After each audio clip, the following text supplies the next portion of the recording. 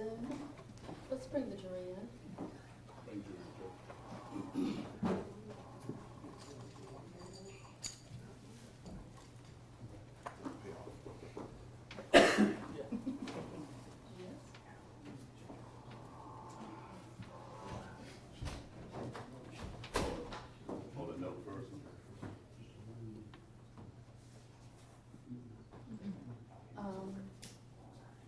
They're wanting an update on how close the hurricane is to Brunswick. PE 16, I guess they're wanting to know about getting the Highway 16. Has it changed and can we have an update?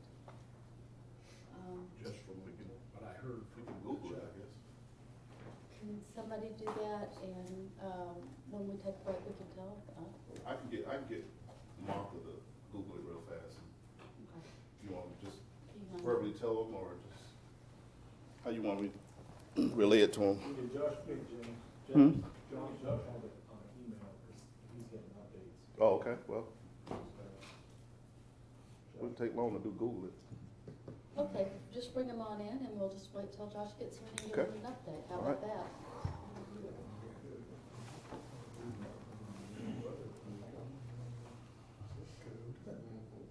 I think the hurricane is still down in Cuba. Yeah, it's still got. It's in Cuba, isn't it? I'll look it up. Your Honor, the sheriff said he's on his way and be here in about 30 minutes. With update. Okay, Let's all rise for the jury, please. I'll tell them that. Yeah, for the sheriff. Thank you. I'll tell them that. No problem.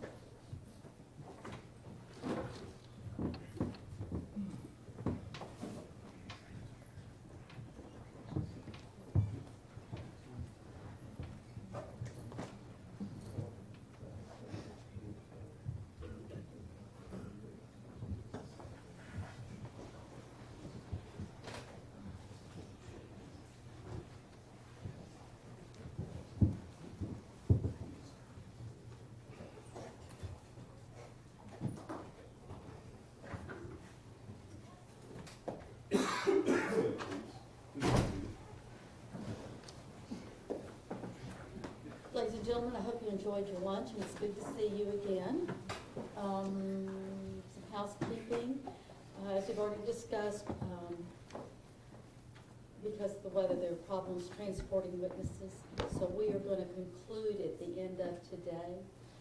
We're going to work, we've got enough in the way of witnesses to keep us busy till sometime between 5 and 6. And then I'll be excusing you all on Monday. I have a question about the status of the hurricane, and Sheriff Jump is going to be here in about half an hour, so I don't think we can get any better information than that. I know that there's one other issue, and that's about questions. And if you'll remember, I told you all that I gave you notepads to make notes of regarding things that you wanted to make notes of during the trial. I also told you that if you had questions in the progress of the trial, to make a note of that. And when the case is over and you all have arrived at a verdict, that's the time that we'll be able to answer any questions that you may have. So with that, let's proceed with our examination. Thank you. Afternoon. Mr. Shumpert, pleasure speaking with you this morning. Yes, sir. As I say, we'll tap gloves and continue if we could, please. Just a couple more questions. At the scene at Akers Mill, when you were working with Investigator Jackson around Cooper's body, you were taking these photographs, and it looks like you were just really, really close to the body to get those photographs. Is that accurate? Using the zooming in from the Yes, sir. camera, Uh-huh. zoom in as close as possible. Okay. I'm within knee bent range from Okay. the decedent. So you may not be within inches yourself, but you're at least standing right over in that area. So Right, you can see. he's on the ground on his knees working with the decedent, I got you. and I'm kind of trying to stay out this way, but kind of also hover around as he needs me to maneuver. Okay. And is he kind of directing you, is that, hey, take a picture of this shows something, this shows something? He does. Okay, very good. And was there any other detectives there assisting with that, or is it just you and Mr. Jackson? It was just he and I. They were mostly standing kind of around the perimeter of that tent that we erected. I got you. Very good. Just kind of letting y'all do your job that you needed to do. Right. And after you got through doing the photographs, is that when the investigator bagged the Cooper's body? Is that correct? That's correct.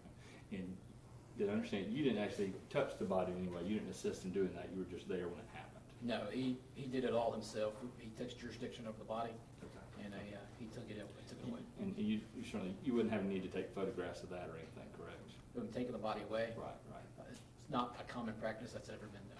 Okay, very good. And so as he's dealing with the body and you see that happen, are you already getting a call to go do something else? Or is that when you kind of step back and someone says, hey, we need to go to the house? Or do you recall how that happened? I was commanded to go to the Home Depot treehouse office, Okay.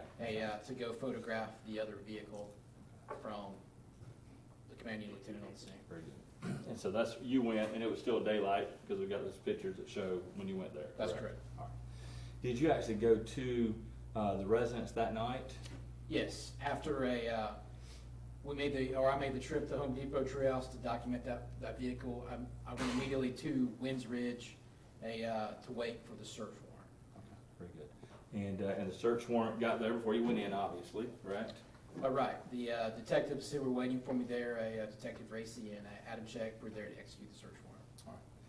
And were you aware that the purpose of the search warrant was to go in and look to see if there was any evidence of child neglect or child abuse in the photographed residence? No, I didn't go into detail what the search warrant entailed. Okay. Just when we were inside, it was the common go in, video, photograph, take overalls, and as the detectives moved about and found the items that reflected the search warrant's parameters, they were told to be seized. Okay. So were they pointing out things for you to take photographs of, or were you just kind of walking through the house trying to document everything? Well, overalls initially were my own accord, but then if there's any other items that they specifically pointed out and photographed, they would say photographed. Okay. Do you remember them pointing out anything specifically for you to photograph at the house? Just items that we seized, and maybe some other electronic items inside the house. Okay. And you said, did y'all seize, what did you seize when you went in the house? We seized a MacBook Pro, I believe, Right. Dell computer tower, and a Google Chromecast. Okay. Is it possible that you went in that house more than once within those first few days of Cooper's death? Just one time. Just one time? For the search warrant. Okay. All right. And it's your recollection is when y'all left that house from that search warrant, you took the MacBook and the computer that you've talked about already? Right, there's 3 items. Okay. Another search warrant was executed on the 30th, but that was separate from this date. Very good, very good. And when you were looking around the house, you talked about, you showed us photographs of kid items all over the place, Right. correct? And it's fair to say that you didn't see any evidence of this child being neglected, certainly not missing out on any food or toys or clothing, anything of that nature. Nothing looked out of place other than my parents having a child there. Very good. Do you have any children yet? I have 2. Okay. And as you know, how it can get messy and stuff all over the place from time to time. That's correct. All right. And in the pictures you've shown us, that's how the house appeared when you saw it on June 18th, 2014. That's correct. And so you wouldn't be able to speak to whether any of those items are out or where they would have been if Ross had some woman over to the house some year before. That would be outside of my parameter. Very good. And if you had seen any actual indications of some neglect or abuse, would that be something you would have photographed yourself if you found it on your own? It would be. It was somebody I'd bring attention to the detectives that were with me. Okay. And if the detectives saw something they felt like was something like that, they could certainly tell you and say, hey, here's what we're looking for, or this might be important. I would have faith they would. Very good. And you just don't recall that occurred in this occasion? The occurrence that I saw. Of a detective saying, hey, yeah, take a picture, this is some item of evidence of abuse or neglect. For abuse or neglect? Right. No, I don't. But apparently the computers were of interest to you, or to them, I should say. Per the search warrant, yes. Okay, very good. Now, you went to the house the other time you went was some months later, is that right? I know, it was the same month. It was in June, okay, It'll be a couple weeks later on the 30th. very good, right at the end of month, end of June. And, did you understand the purpose of going at that point in time was to look specifically at the light bulbs? That was one of the reasons of being there, was to find out if light bulbs were out. Also looking for, some banking information, financial information? That was correct. Correct. And, were you told before you went there, hey, we wanna go look for some light bulbs? You know, did you have any idea why you were going, or did they just say, hey, come with us, we need to take some pictures? I had, you know, briefly they said, you know, we're going to do a search warrant at the residence again. We need to go look for a couple things. We need to look for whatever the scope of the search warrant. Right. I have the search warrant when it's done to put whatever we took on the back of there and photograph it and leave with the homeowner. Very good. And most of the time, other than if I specifically read it on my own accord, I have full faith that the detective executing the search warrant knows what they're looking for and will do it within the parameters of the search warrant. And if they do or not, that's really up to them. Your job is just kind of take pictures. Right, to document the search warrant. Very good. And because you had photographed the car on June 18th and had seen that bag in the car, did you put the connection of there about them trying to see if there really was a need for light bulbs in the house or not? Later on, I would find out that information. I got you. In fact, when you photographed the car, were you able to tell what was actually in the Home Depot bag? No, I didn't make entry into the car. It's just, Okay. I saw a bag, commonly looking like a Home Depot bag with a brand outside, clearly on the outside, so. Okay. So you didn't know what was in the bag in the car on June 18th? No, sir. Okay, fair enough. And, but when y'all went to the house, you looked and actually found the need for those light bulbs in the house, correct? In the bathroom, there were like approximately 3 light bulbs that were out. Okay. And I wanted to see if I could get that picture. I'm sure I won't get it here. Hold on. Brian, can I see that stack real quick? I apologize for not having pulled it out. I think it was near the end.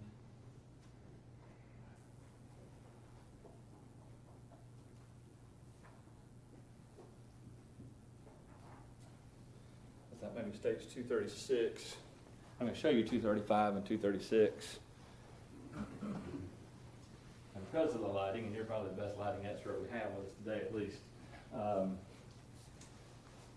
does one of those photographs show us more clearly which of the light bulbs were actually out that day? In my opinion, I can tell that 3 of them appear to be out in one and 3 appear to be out in the other. Very good. You can tell it in both of them. Right. 3 of them look to be darker than, there's a total of 6, and 3 of them look to be darker than. Okay. Do you mind stepping down here? Show the ladies and gentlemen, I just want you to point out specifically so it's clear, because it may be confusing with the lighting as to whether some are on or off. I'm sorry, let me take one from you. I'll put 235 down here, this is 236. If you can just kind of point to the ones that are maybe obvious, but I just want to make sure it's clear what you saw that day that was out. That one, that one, that one. You just kind of step down here and show these folks too, please. That one, this one, that one. Down here with you. All right, thank you.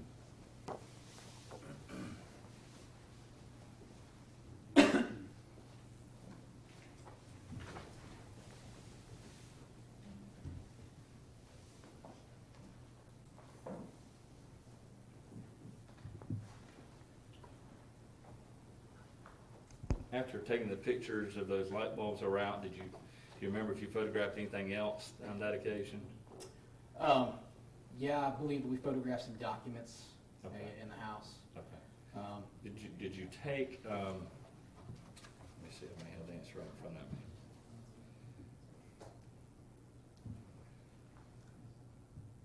You took photos, doesn't look like y'all didn't actually take anything else, seize anything from the house that day. No items were taken from the house. So.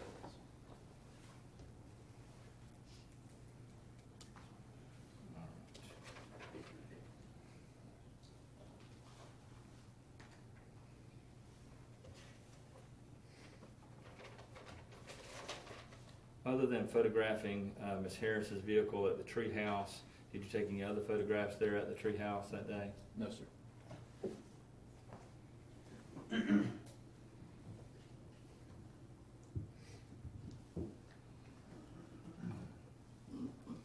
me just 1 minute, please, sir.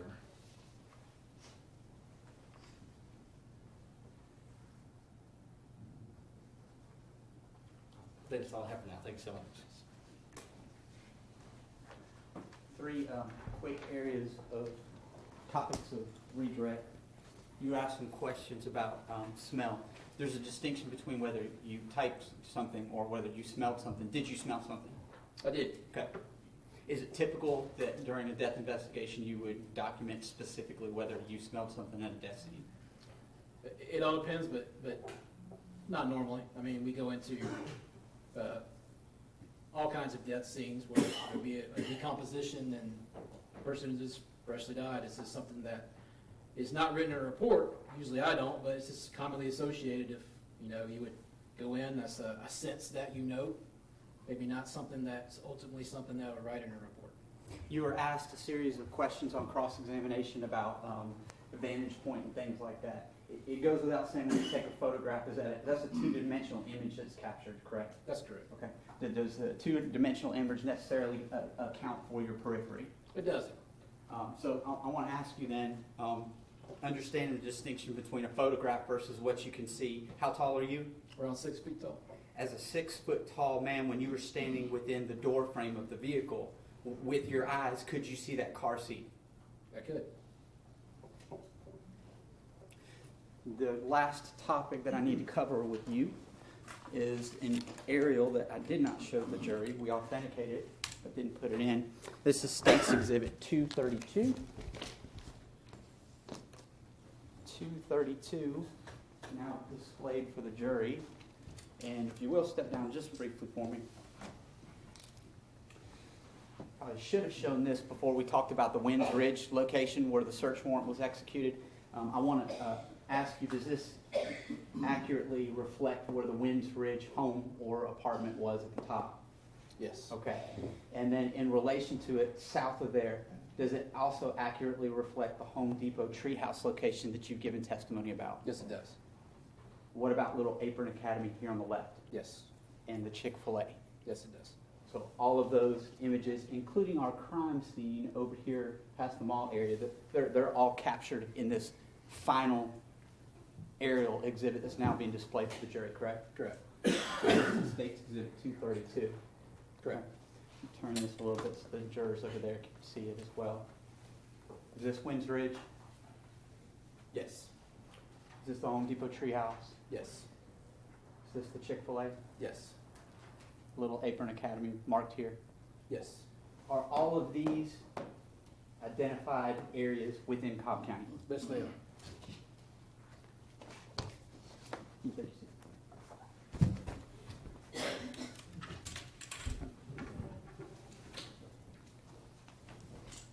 Right, sir. I believe that's all I have.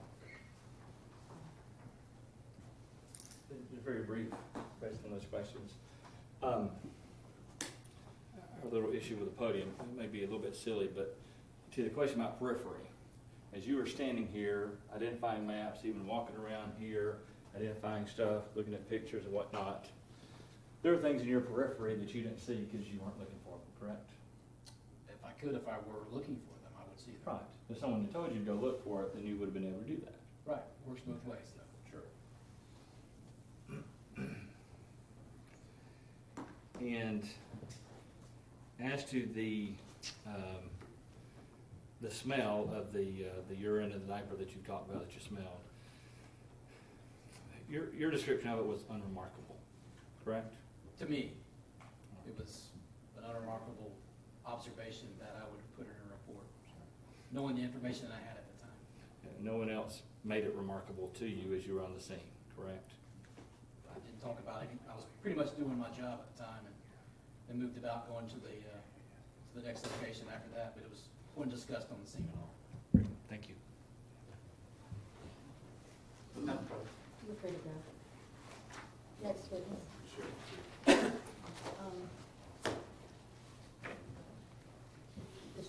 Sheriff Junk is here. Would you mind, Sheriff, the ladies and gentlemen of the jury were wanting an update, if you could, on the path of Matthew. Sure.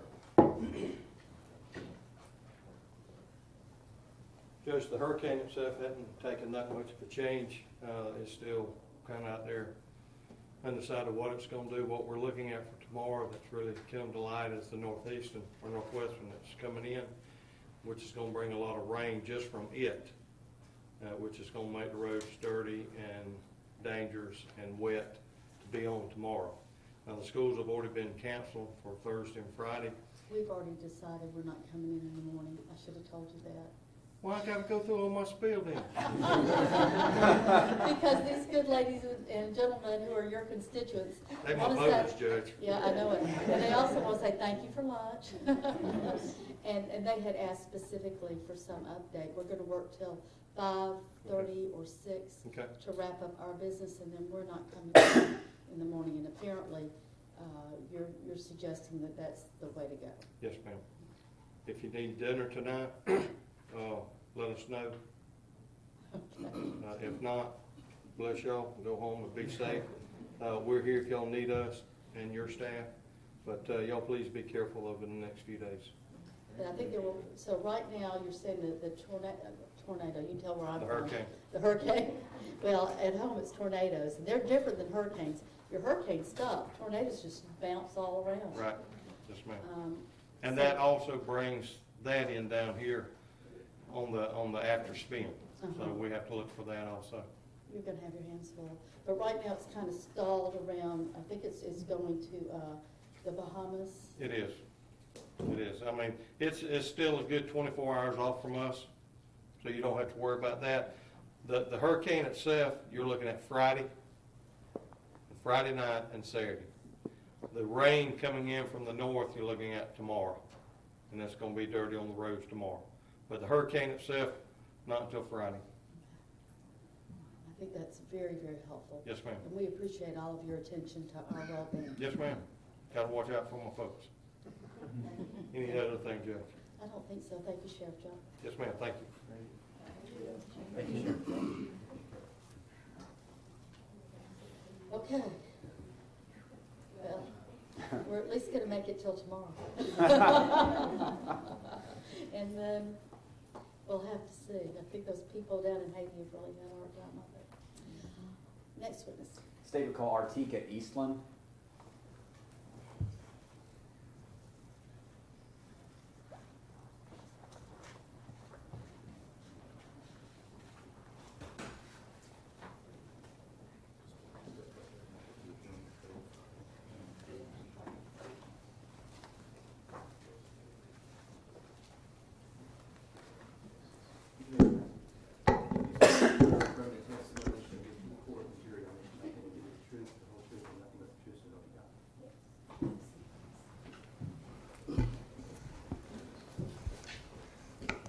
Ma'am, would you please introduce yourself to the ladies and gentlemen of the jury by telling them your name and then spelling it so the court reporter gets it right? Okay, I'm Artika Eastland, and it's spelled ARTIYKAEASTLAND. And Miss Eastland, generally, where do you live? I live in Atlanta, Georgia. Okay. And are you in school? Do you work, or what do you do? I work, and I'm going back to school. Okay, and what are you going back to school for? I'm actually not sure yet. Okay. I'm going to turn your attention back to June 18th of 2014, kind of later that afternoon on that day.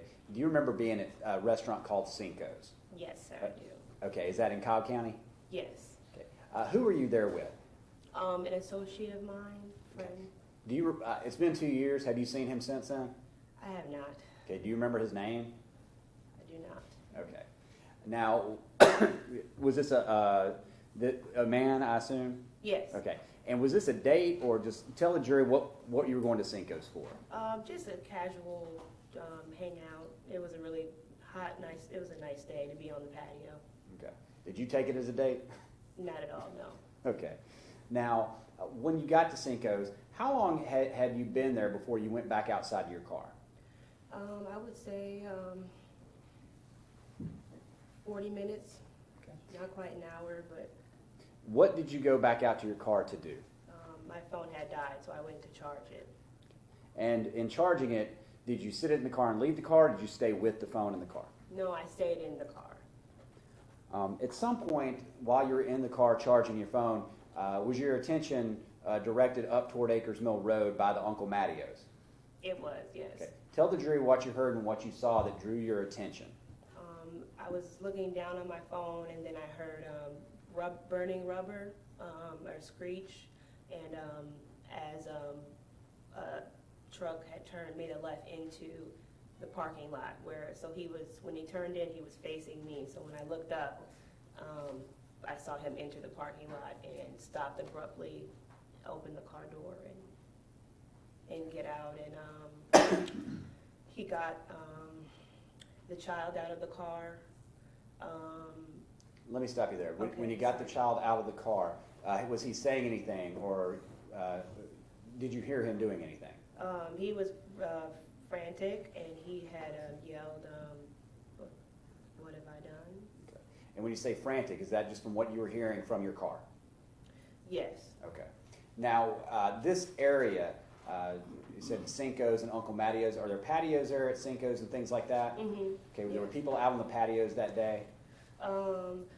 Well, I know that people had definitely stood up, because where I was, you couldn't tell, but after that had happened, people had stood up, so you could see that there were people on the patio. Okay. This area, is it a pretty crowded area? A lot of people over there, like Cinco's and things like that? I would say fairly crowded, yes. When you saw this, him get out of the car, you said he got the child out, was it from the front seat or the back seat? It was the back seat. When you saw this happen, what, if anything, did you do? I did walk, I got out the car and I walked towards the area to see what was going on. Where were you parked? The jury's already seen the map and the layout of Cinco's about Okay. 12 times, so Okay. just tell them a little bit about where your car was parked in regard to Cinco. My park was parked directly in front of the front door entrance. Okay, so you're actually looking toward Uncle Mattios from the front of your car. I can see it vividly to my left, Okay. yes. So as you approached, what did you see? What, if anything, did you see? I saw the child the baby on the ground where he had placed him. I saw another Spanish gentleman had ran up to kind of help. I believe he may have called 911. I saw the dad. I saw him kind of just put his hands on his hair and kind of kept saying, "What had he done?" And he kind of walked off, and that was it. Okay.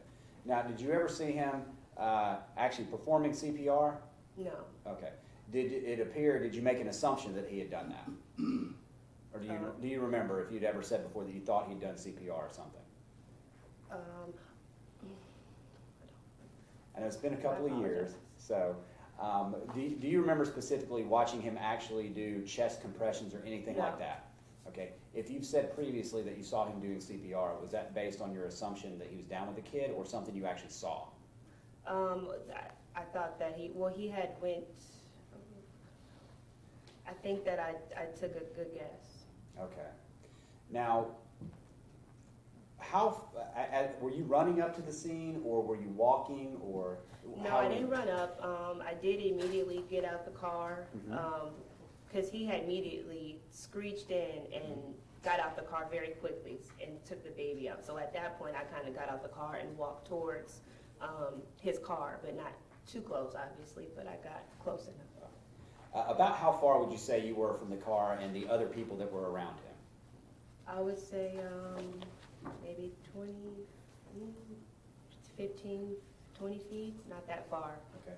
About the same distance as me to you, further or less? I would say at one point I was a little even closer, but for the most part I would say about this far. Okay. So as far as, you said he was on the ground with him, was it a long time or a short time before he got up and walked away? Very short time. When he got up and walked away, did he walk, well, I guess, Where do you remember him walking as far as in regard to the car he had driven? He did walk on the other side of the car for a period of time, and then he kind of just walked off. From that point, I'm not sure. I want to say he walked towards the left. Mm-hmm. Once he walked away, were you focused more on the child or what he was doing or saying or things like that? Well, I couldn't help but to focus on him. Mm-hmm. Okay. Tell me why. Because he kept saying what had he done. He was just I don't know, nervous. He just seemed real nervous, and I mean, just the attention. He just was getting my attention by that, I guess. And during these times, you said, was he yelling this? What have I done? Yes, he was. Were there other points when he was not yelling while he was on the other side? Yes. While the child was being attended to there, do you remember the police actually showing up? Yes, I do. Did you witness any of the interactions between law enforcement and the defendant as far as what happened there with them? They did handcuff him and take him to the back of the police car. Do you remember anything about their interactions, what they said to each other, or what law enforcement said to him, or anything they noticed about him? Okay.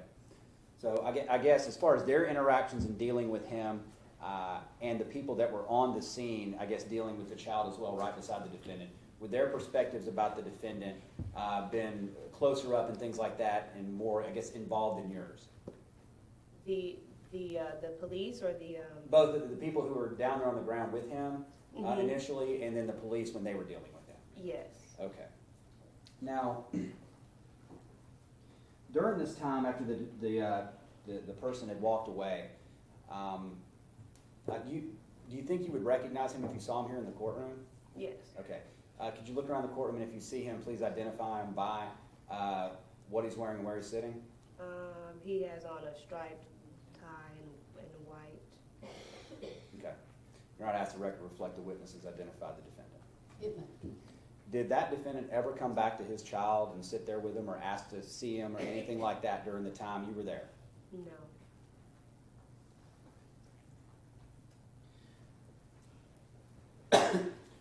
As far as seeing the child, were you able to get close enough to see any details about the child or anything like that? Or tell the jury, how can you describe the child as far as what you could see from the distance you were at? He was on the ground. He was grayish, bluish, and I remember I think he had on blue jean shorts. And could you get close enough to tell anything else about him as far as whether he was wet or anything like that? Oh, he was very sweaty. Now,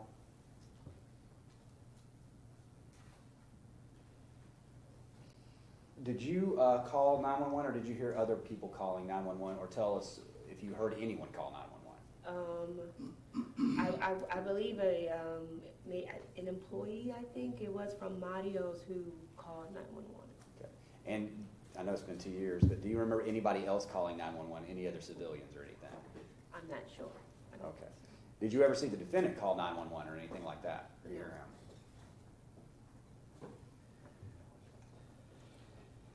At some point, did the emergency medical personnel, like EMTs and things like that, arrive? Mm-hmm. And were you still there and close when that happened, or had you moved away as best you remember? I think I was still close. I was speaking to the police officers.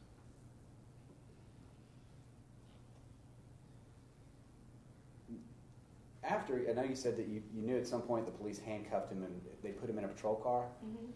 Do you remember seeing the defendant when he was in the back of that patrol car? Yes. Okay. Did you notice anything out of the ordinary that struck you about his behavior in the back of the car? That he kept turning around to, I guess, to see what was going on. Mm-hmm.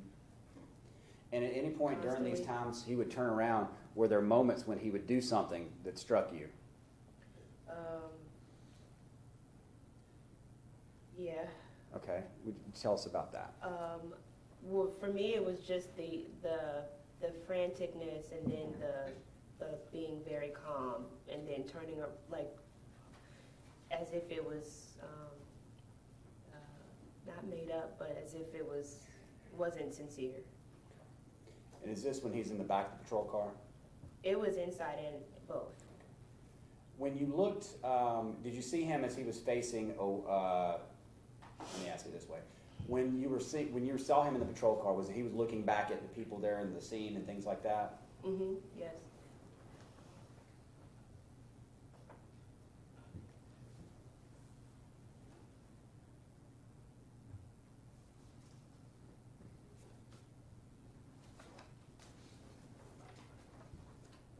Okay, the person you were there with, this guy, did he come out there at the same time you were there, or did he come out a lot later?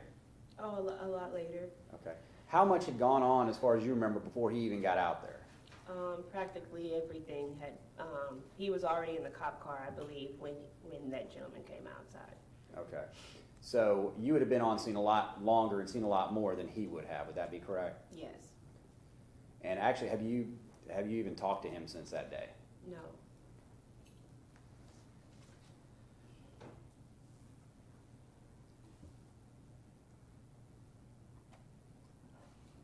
And also, at some point, I think you said you've noticed him at points over on the other side of the car.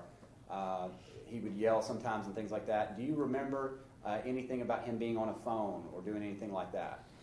Yes, but yeah. Okay. I don't know what he did, but he was on the phone. That's all I have. Thank you,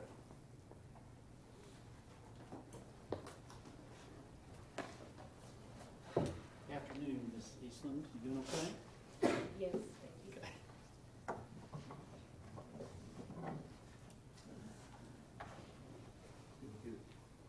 I still want to knock it. Scoot it back just a tad. I'll have to squint.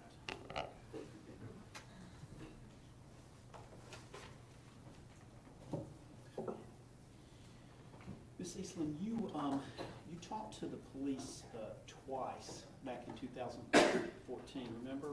The first time was on the, well, both times were on the phone, right? No, one time it was definitely at the scene. Okay. Where, yes. All right, and then the second time, excuse me. All right, and then do you remember the second time you talked to a police officer was on July the 10th, 2014, on the telephone? You talked to Detective Murphy? I didn't even remember that, but now I kind of remember speaking to somebody on the phone, but I would have remembered that if you didn't say anything. Okay. I just remember the scene, talking to them. All right. You remember that it was a Cobb County detective? I would assume so, but I don't remember. But I thought it was police, but I don't remember speaking to anybody on the phone. All right. Well, would it help you if we played the recording of your interview and your conversation with this detective so you could listen to it? It may help me. Okay. Well, why don't we do this? Why don't we go through some things that you talked about with the detective and you don't remember?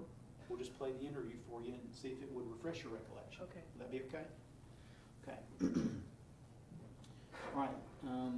When you were speaking with Detective Murphy on the phone, do you remember telling him that you heard the sound of burning rubber, and that's what drew your attention? Yes. Okay. And then you actually saw the car swerve into the parking lot. Yes. Is that fair to say? Yes. All right. You told him that you heard screaming and someone in a panic. I heard burning rubber, and that was what I heard. Okay, so you don't recall using the word screaming or panic? No, it was 2 years ago. All right, we'll let you listen to the recording. All right, do you remember telling the detective that he put him on the ground and tried CPR? No, I remember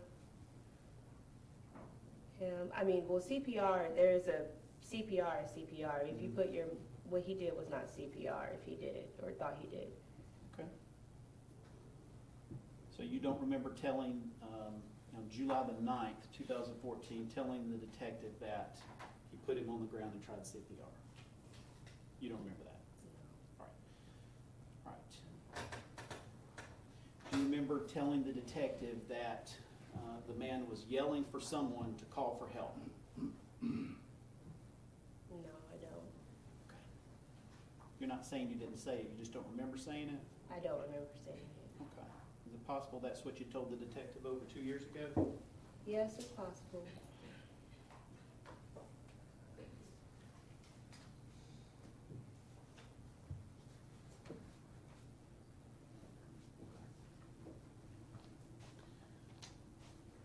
In the, I just want to back up one thing. The first time that you talked to a detective, you said was actually there on the scene.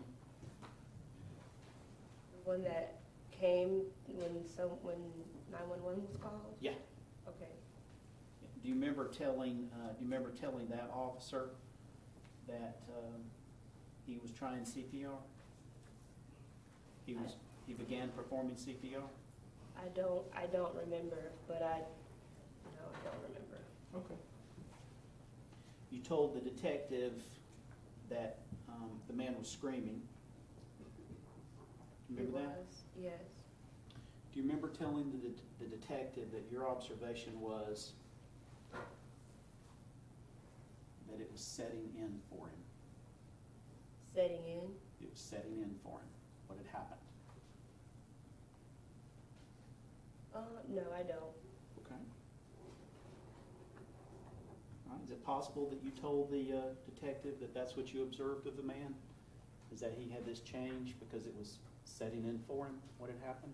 Well, what change? Change in how he was acting? No. I mean, but that's possible, but I don't think that's what it was. Is it possible that's what you told the detective? Yes. Okay. You told the detective that he was yelling, "What happened? What have I done? What have I done? What have I done?" Yes. Right? You told the detective he was yelling, "I've killed my son. My son's gone." Yes, I remember that. Right?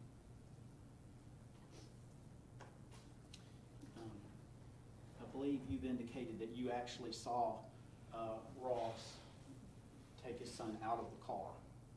Yes. Okay. Did you see if anybody was helping him? Not at that moment, no one was helping him, but I believe someone came up after and tried to help him. Okay. All right. So Ross got in the car and took the baby out by himself. Yeah, I believe so. Okay. I think so. And then put him on the ground, Mhm. and that's when you would have seen him try to do CPR. Yeah. And would it have been after that where he would have yelled for someone to call for help? Yes, I think it was after. Okay. And how quickly after Ross got him out by himself, put him on the ground and started doing CPR, how quickly was it when anybody else came up to try to help?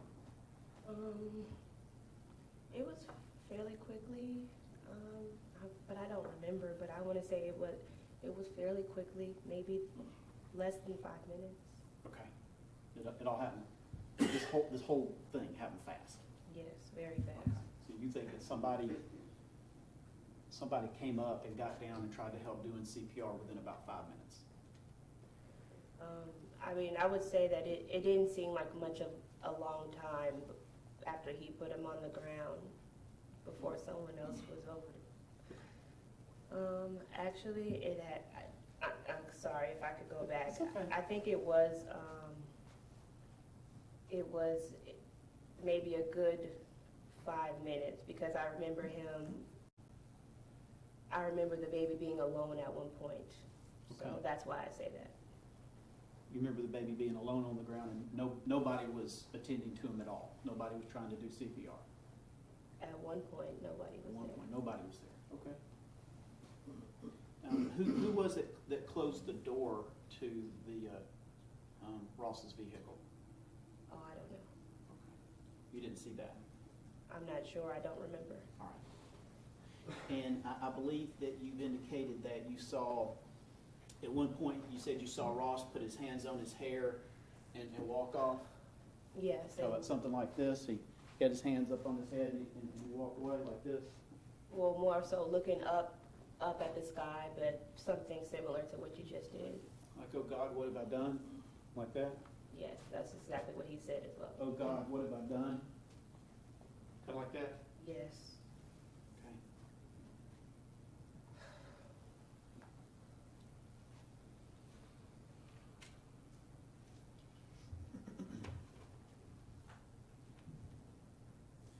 And do you remember that when you talked to Detective Murphy on July the 9th, 2014, he specifically asked you, did anything seem suspicious?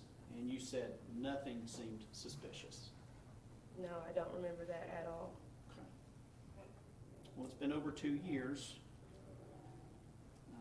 Is it possible that perhaps you said that and you've just forgotten that you said that? That's possible, but I don't remember saying that at all. It was possible that that's how you responded to Detective Murphy, was with the exact words, nothing seemed suspicious. I don't think it's, well, it's possible, but I don't think I said that. Don't think you said it. Okay. And then today you've said, you said that he seemed nervous. Nervous.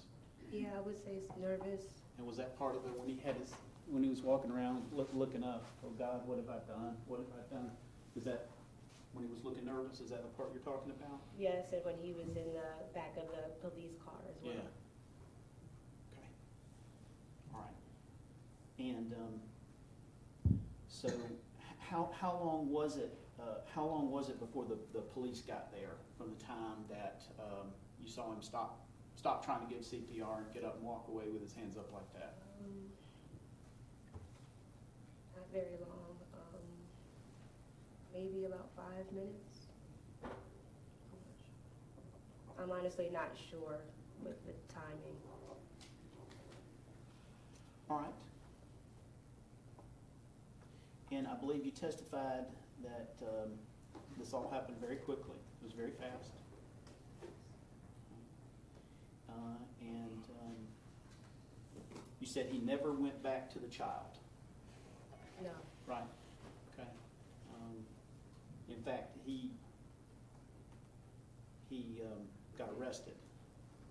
As soon as the police got there, he got arrested within almost immediately, didn't he? I'm not sure, but I think I want to say he was handcuffed shortly after. For sure. All right. So he was handcuffed, and then they put him in a police car. Yes. All right. And so from that point, what you observed was that the police car drove off and you saw him turning around, looking back out of the back window? Yes. Okay. As opposed to just seeing the back of his head where he was just sitting in the police car looking straight ahead? Right. Correct. You saw him turned around looking back toward the scene where his car was, and emergency people and police and all that, right? Yes. Okay. And you just thought that was strange that he would be turning around in a police car to look at what was going on? Well, I thought it was strange that the tears had suddenly stopped and were on and off. It wasn't that he was looking. All right. So at what point did the tears stop? I guess, I'm not sure. He was, About the time he got arrested? yes, I Yeah. think so. All right. So you saw Ross get Cooper out of the car by himself, put him on the ground, try CPR, get up, walk away with his hands up. Oh my God, what have I done? What have I done? Police get there. They quickly arrest him. He stops crying at that point. He gets put in a police car, driven a few feet away, and then you see him turn around looking back.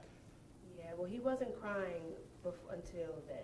He wasn't crying before Okay. he got arrested. All right. Well, then when did he cry? He was, I don't know if he was sobbing of some sort when he actually got arrested and when he was in the cop car, on and off. All right. So you saw him sobbing in the police car on and off. Yes, on and off. Okay.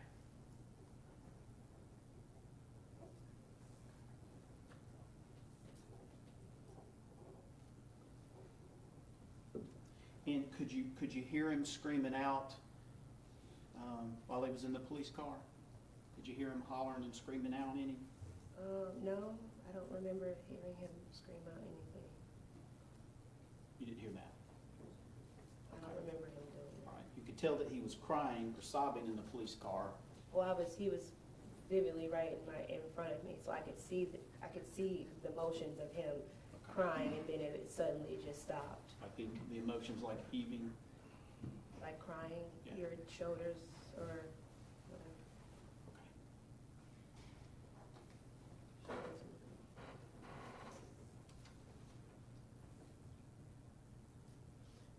Do you remember that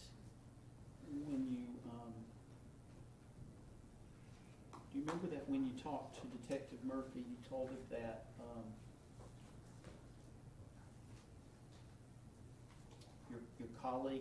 your colleague that was with you, his name was Mr. Madden, right? M-A-D-D-E-N? I'm not sure what his last name is. Do you remember his first name? His first name was Leonard? Leonard. It's still 2 years ago. That was our first time hanging out, so Leonard is his name, though. And y'all had been just hanging out at Cinco's? Yes, sir. Okay. Is Leonard somebody that you had just met recently? Yes. Okay. Did somebody like fix y'all up or something? No, we were hanging out at the pool, and it was very casual. We just all decided to go get drinks, and that was really it. All right. At Cinco's? Yes. What do you remember what y'all had to drink at Cinco's that day? Margaritas. Margaritas. Okay. And you don't remember how many you had or what he had or? I had one. I'm not sure how many he had. Okay. Do you remember telling the Detective Murphy that actually Mr. Madden had approached the scene, but you stayed back closer to the restaurant? No. Don't remember telling him that? No. Is it possible that that's what you told him? I don't know but I don't remember. That's not the case. That's not what happened, but Okay. I'm not sure. All right, well, let me just ask it really plainly. Do you think maybe your memory would have been better back in July of 2014, or it would be better now? Both. I mean, it just depends on what you ask me. Some things I can explain to you vividly down to the color of his shirt that he was wearing. Okay. Some things I'm just not quite sure. All right, that's fair.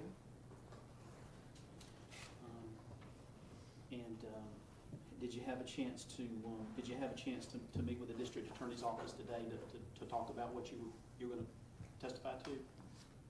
Sure, yes, we did. Okay. Really. All right, well, that's their job. All right, and y'all met upstairs in the DA's office? We met in an office, yes. Okay. Had you ever had a chance to meet with the prosecutors before to go over what you were going to testify about? We had a meeting. I'm not sure if it was necessarily about what we were going to talk about, but we did meet, and they asked me some of what I saw and things like that. Right. And I was going over with you some things from your previous statement from July the 9th, and of course that was on the phone, so you knew that was recorded, didn't you? No, I did not. You did not? I don't Okay. think I did. I don't even remember that, to be honest. So, yeah, I'll be honest. I don't remember. So I don't want to say I didn't know, but. All right. And is it fair to say that you were uncomfortable speaking to my investigator who got in touch with you? You didn't want to talk to him? No, I'm not sure who you're talking about. Okay. A man named Summers, J.T. Summers? That I met near my neighborhood? Okay.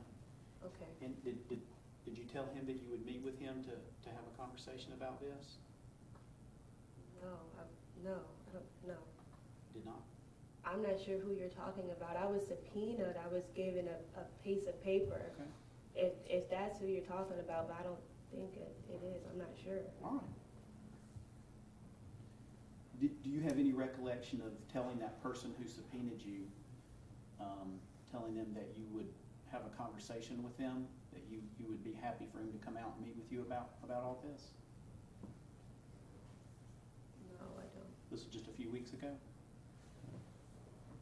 No, I remember him giving me the piece of paper, and I remember it being brief. I don't remember that though. Okay, because it was 2 or 3 weeks ago?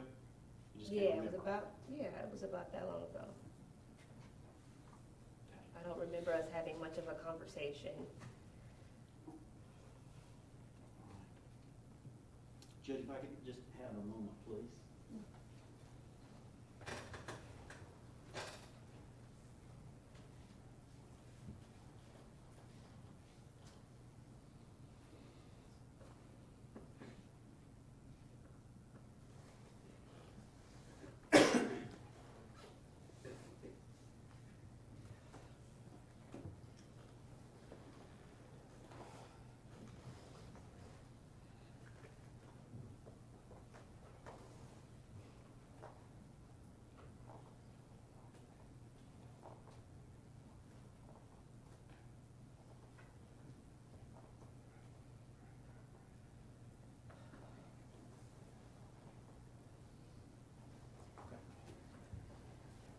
Judge, if we're going to refresh her recollection with her statement, I'm not certain that should be done in front of the jury.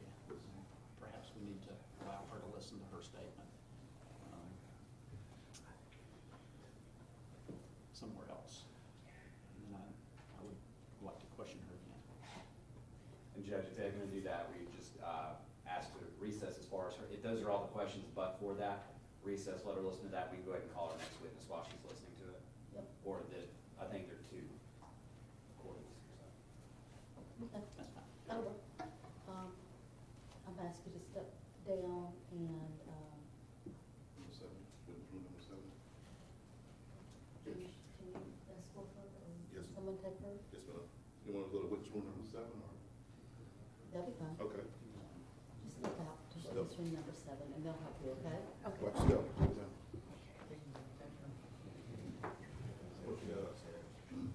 Take the recording in there.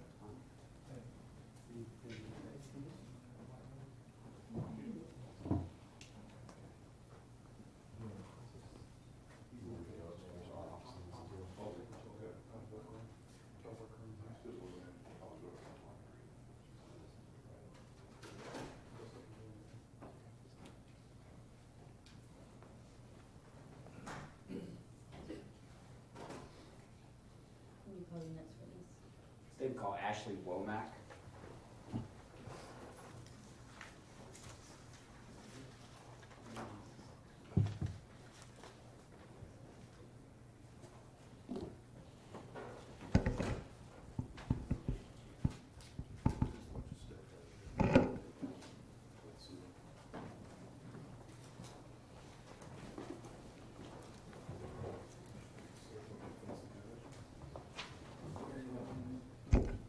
solemnly swear affirm the testimony you shall give to the court and the jury on which you not think will be the truth, the whole truth, and nothing but the truth.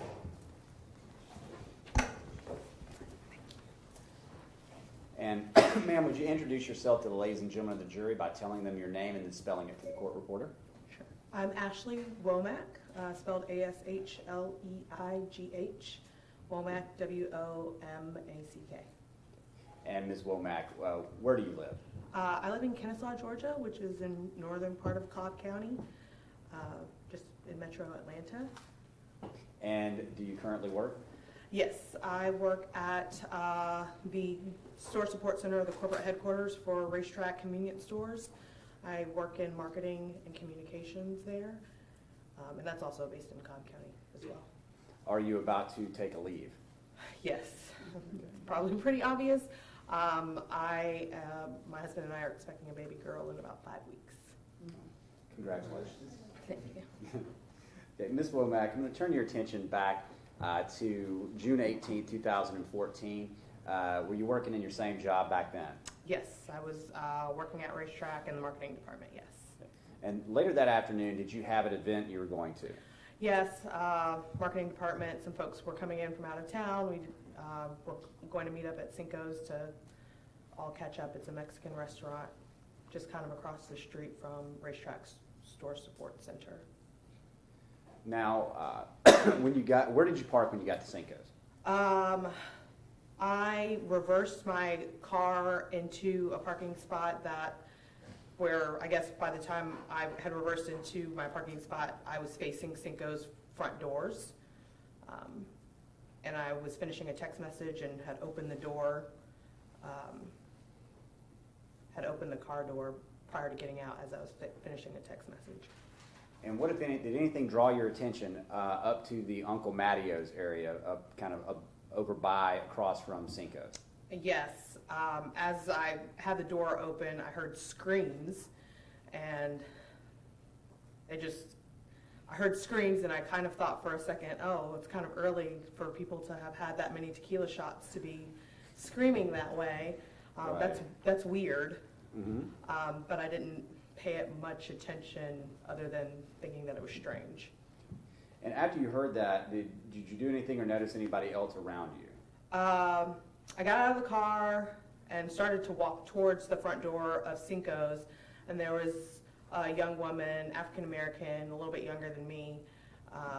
She was standing, it looked like beside her vehicle, kind of looking over towards the Matteo's, which is across the parking lot from Cinco's.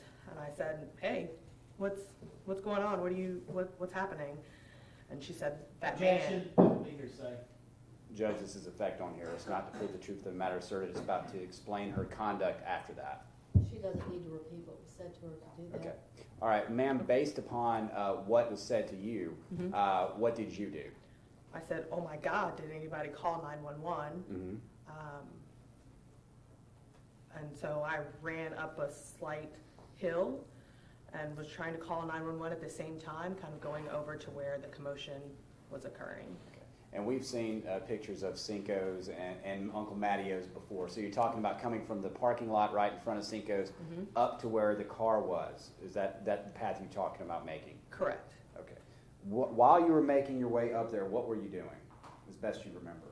I was stumbling up the embankment and trying to call 911 at the same time, and I came up to, I guess, where all of the commotion and issue was occurring, and I think my call with 911 kind of connected simultaneously as I arrived. With the person that you'd spoken to, I guess, were you, did you leave her back? Was she behind you at the parking at Yes. Cinco's? Yeah. Okay, so you were the first one up there. Or ahead, not the first one, but ahead of her up there, I see. Yes, I was in front of her. Okay. So when you got up there, could you tell the jury what you saw by the time you arrived? When I got up to the Uncle Matteo section of the parking lot, there was a man in a red shirt with dark hair, screaming, pacing back and forth in front of his car. "What have I done? What have I done? I've killed my son. What have I done? What have I done?" And then kind of closer to me, there was a young child, about a year and a half old, blonde hair that was slicked back from his face. He was gray or blue and an unnatural color.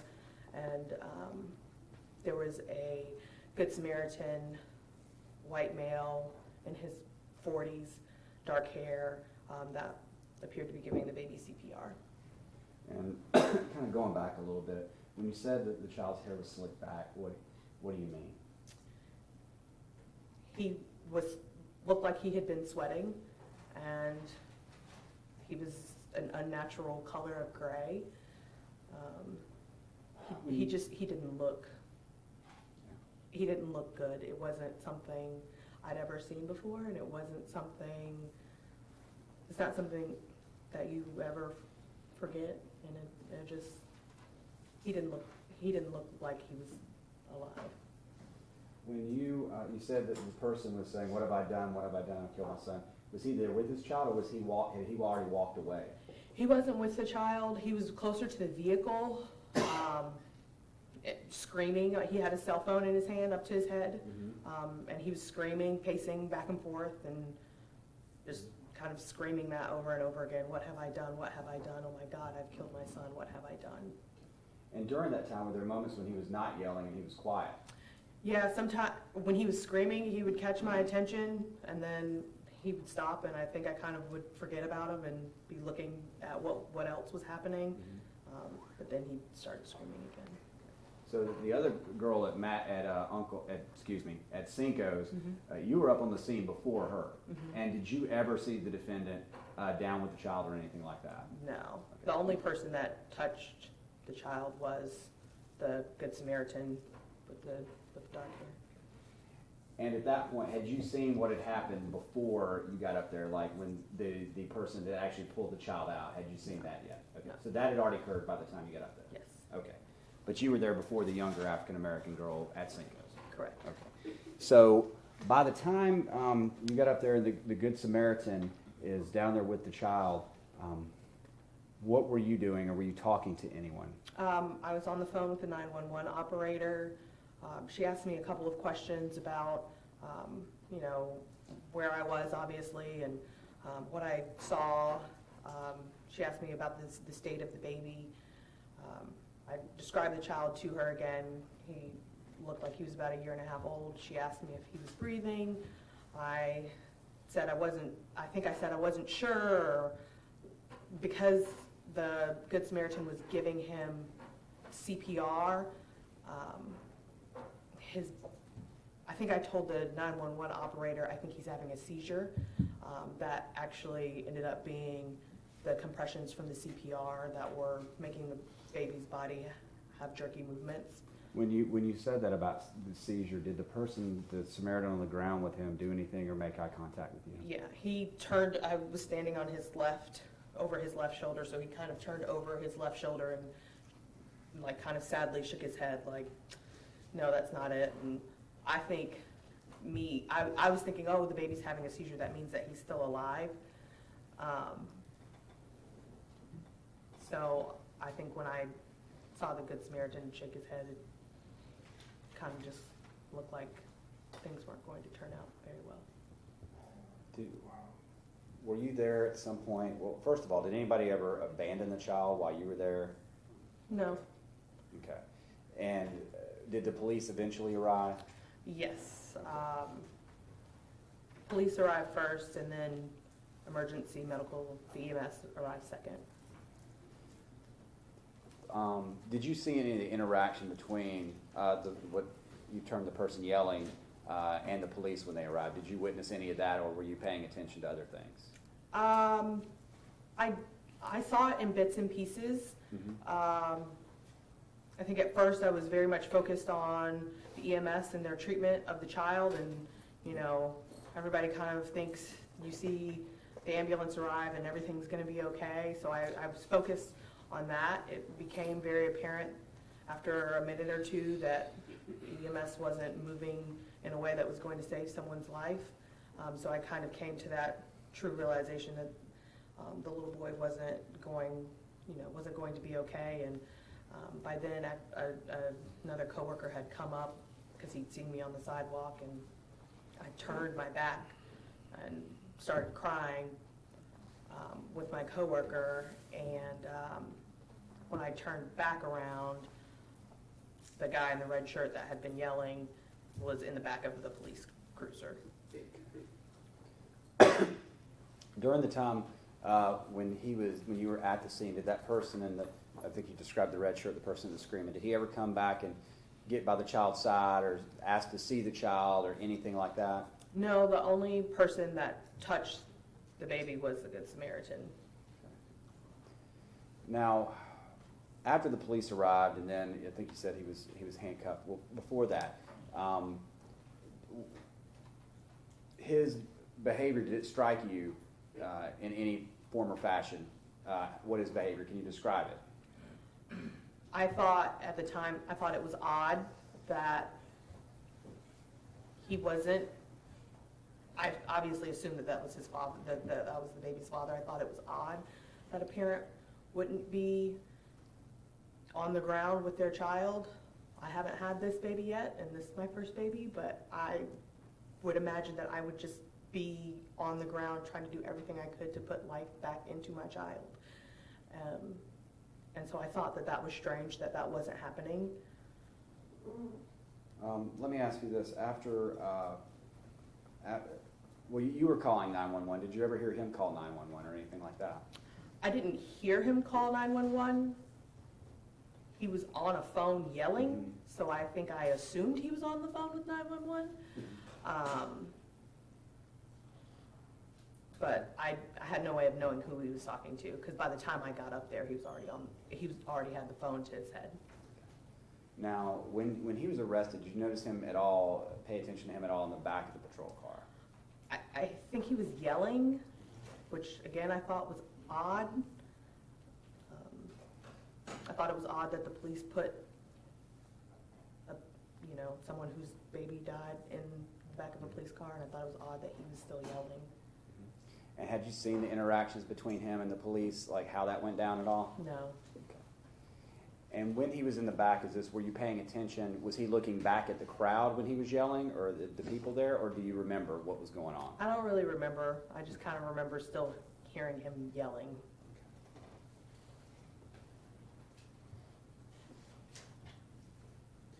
All right. I'm going to show you what I've marked for identification purposes as State's Exhibit 237.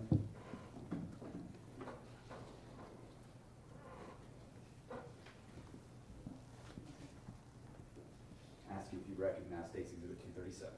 Yes. Okay, how do you recognize that? That is the disc of my 911 call that we've listened to a couple of times. Is this recording a fair and accurate recording of the conversation you had with 911 while you were at the scene on June 18, 2014? Yes. Okay, Your Honor, I tender State's Exhibit 237. Any judge? And I'd ask permission to publish, Judge. You may. Thank you. And it's admitted. Thank you. You're welcome.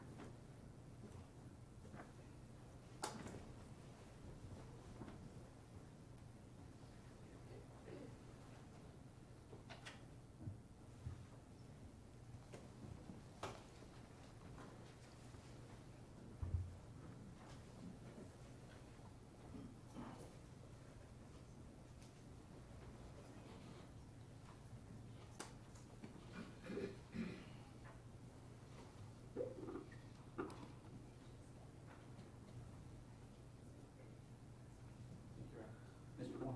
Yes. Two USB cords. What's that? There's two USB cords attached to that drive. Please the other one. Oh.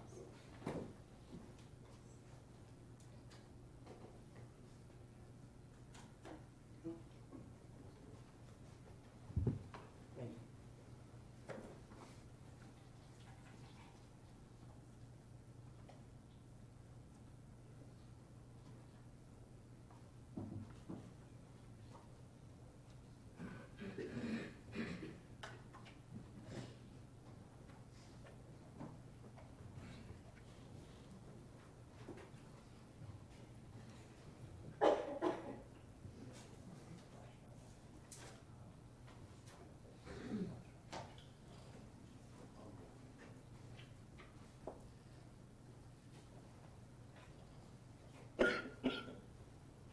Did you turn it on?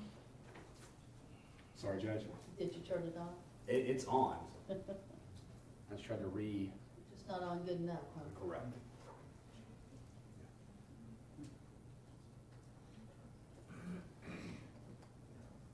Anybody else?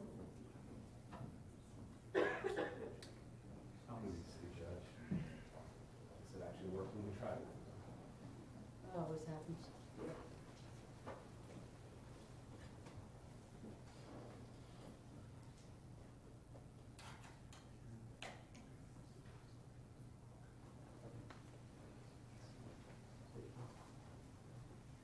Ms. Bourne is recognized, it appears.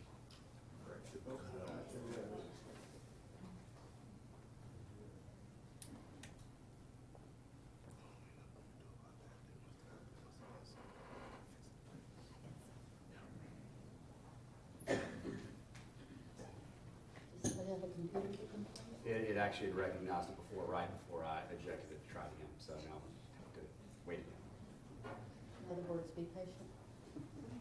as much as we can. I don't have that, Jim. Actually, I have tons of patience. It's one of my few gifts. Hey, all right.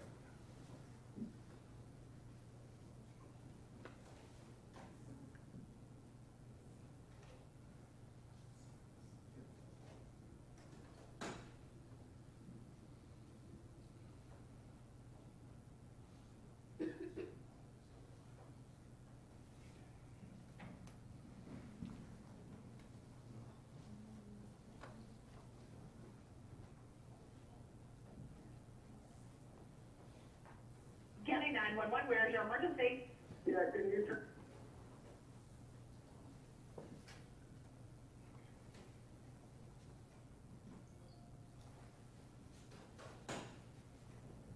Sorry, 911, what emergency?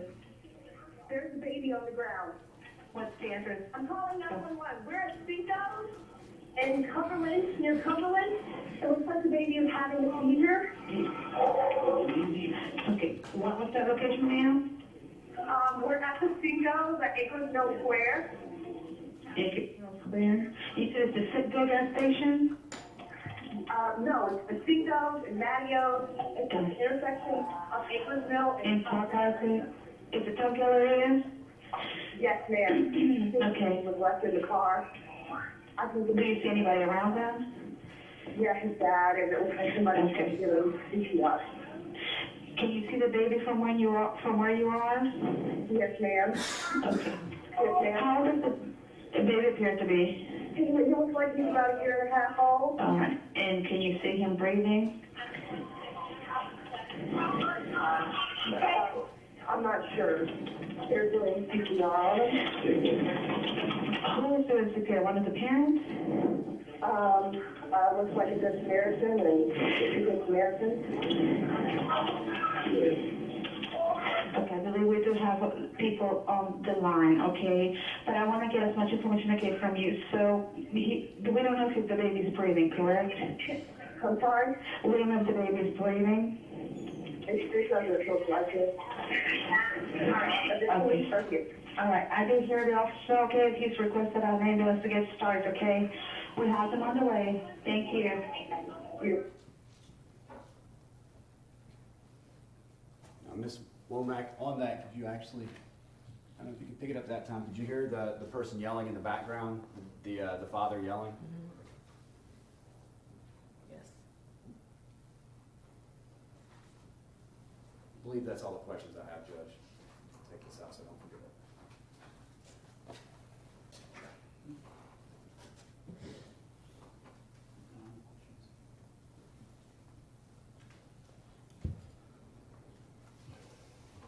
Good afternoon, Ms. Womack. Hey, stand up, Ross. You weren't asked to, if you could recognize the man. Is this the guy that you're talking about? It is. Okay, thank you. All right. There's not a report from you, so let me just ask, how did you get in contact with the police? Do you mean at the scene when I called 911, or? After you called 911, how did you then get back in contact with the police? Actually, Cobb County called me afterwards because I had called. They got my information from 911, from calling 911. All right, and do you remember who it was that you talked to? It was Mr. Boring. Mr. Warren? Yes. All right. And do you remember when you talked to him? I think it was March or April of this year. Okay. And was that at the DA's office? It was over the phone first, All right. And then later at the DA's and office? then later at the DA's office, correct. Okay. All right, and were there any police officers in the room when you were talking to Mr. Bourne at the DA's office? I don't know specifically, I don't know. And if they were wearing a suit like me, you might not know if Yeah, they there were a police few, officers. there were 3 or 4 people in the room, but I Okay. don't Well, that's- remember what everybody's role was. I know, that's fair. Do you remember if either of these lawyers might have been in there? Yes. Okay. So Mr. Boring was there, Jesse was All there, right. and Crystal Gossett Oh, with Crystal's there, okay. DA's office was there. What about this fella, the nice-looking guy in the blue tie, blue and white tie, was he in there? I'm not sure. Okay, that's okay. It's been Sorry. a couple of months. All right, and so you talked to them in their office, and by any chance, did you do any sort of written statement for them?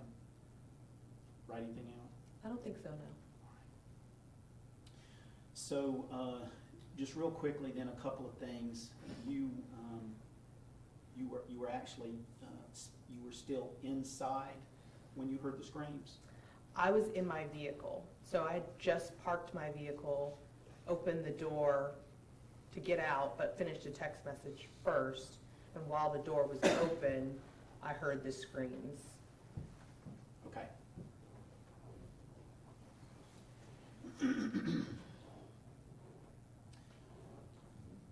All right, and the specific, you've alluded to, you said screams, but you've also said that you heard screaming certain words. What have I done? What have I done? I've killed my son. I've killed my son. Correct. So you heard both just hollering out as well as these particular words. Correct. Okay, and it was all coming from Ross. He was the only one that was hollering. When I was in my vehicle, I couldn't see where the screams were coming from. Okay. When I got to the scene, the sounds were only coming from him. All right. And we're talking, when we say the scene, obviously his vehicle is parked right there in the, sort of right off the main entrance Mhm. when you come in off of Akers Mill Road. Correct. By any chance, did you actually hear the screeching coming off the road and parking? No, I did not. Didn't hear that. All right. And how close initially do you think you got to where his truck was in Cooper? I was closer to the baby and the Good Samaritan that was doing the CPR. I didn't get as close to the vehicle, I was closer to the child. Okay. And how far do you think that Cooper was from the car? A few feet. Okay. All right. Based on what you heard, I take it you don't really have, if you didn't hear the screeching and all you heard was some screaming and what have I done, you don't really know how much time had transpired from the time the truck stopped till the time you actually got there and saw somebody doing CPR? No, I don't. Okay. So anything that would have happened before, such as Cooper being taken out of the truck, you didn't see that? I did not see that. All right. And whatever Ross may have done, taking him out, putting him on the ground and attempting CPR, you wouldn't have seen any of that? I did not see any of that. Okay. The first time that you remember seeing Ross, he was already back away from Cooper and he was already pacing? Correct. Okay. And screaming? Yes. All right. Did you see him with his hands like this on his head, like looking up at all? I saw like the running of hands through hair. Okay. And Okay. along with the pacing and the screaming, All yes. right. Just sort of, not like I'm doing like marching, but just sort of nervous pacing, like back and forth? Correct. Okay. All right.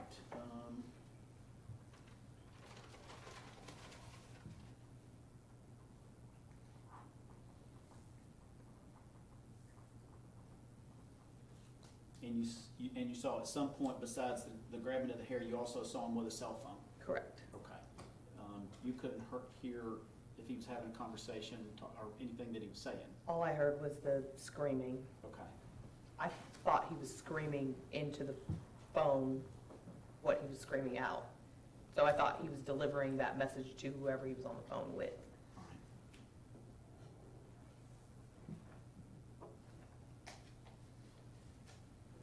And you never saw a time when Cooper was just left completely alone?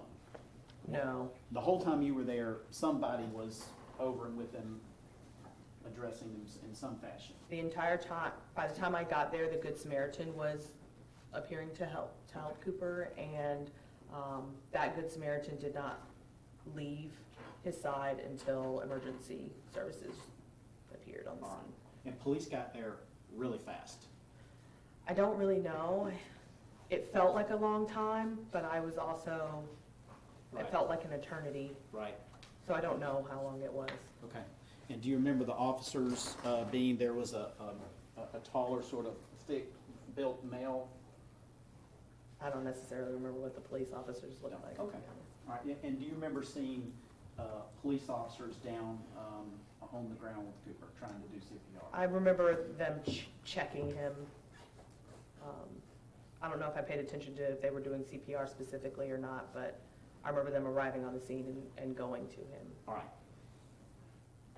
And is it fair to say that that Ross was taken into custody very quickly after police got there, within, what, a minute or so? I don't know how much time passed. Again, it was enough time, in the time that it took for the police officers to be helping the baby, and then an ambulance to come and be helping, and me to know that the ambulance, the EMS wasn't moving like they were saving a life, but instead like they were taping off a scene where there was a dead body. Right. That's when I turned around and started crying, and by the time I turned back around, he was in the police car. So I don't know minutes or seconds how long that was. And did you see him handcuffed? I just saw him in the police car, All right. in the back of the Did you police see car. them move the police car to a different location? I don't remember that. That's okay. And do you remember, did you ever look over at that car after he was in custody and just to see what he was doing? His car, in the police car? Yeah. I think I just still heard him screaming and just thinking, that's weird, why is he screaming? But I also, It was chaotic. it was, yeah, and I was consumed by the fact that there was a child that was gone. All right. So you didn't direct your attention to whatever he was doing, you could still hear him screaming and hollering from being in the car, however far away it was? Correct. Okay.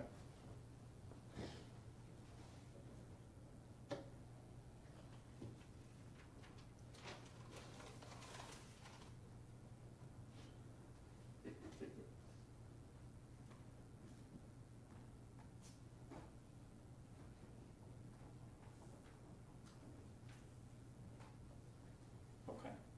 And you thought that was odd? You said that he was hollering, yelling, even though he was already in custody? You found that strange? I did. Okay. And you found strange that they had arrested him at all? Yes. Just under the circumstances, you found that odd? I thought, he lost his child, that's weird that he looks like he's under arrest. And just so I'll understand the timing, how quickly do you think that you started calling 911? I mean, you get out of your car, I mean, did you start calling almost immediately?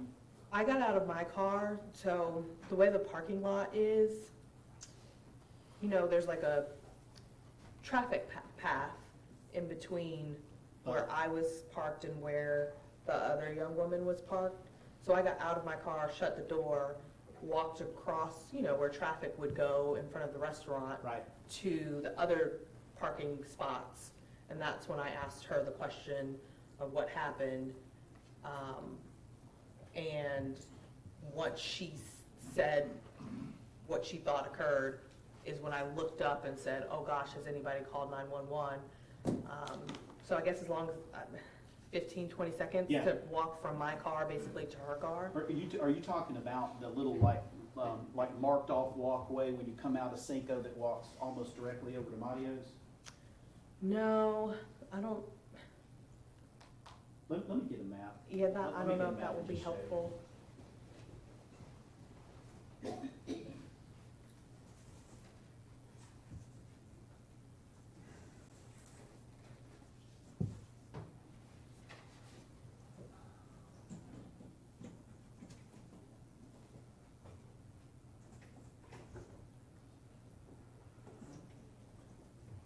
Yeah, that's Akers Mill and 41. That's right. Okay. Let me see. Let me get one of those stickers.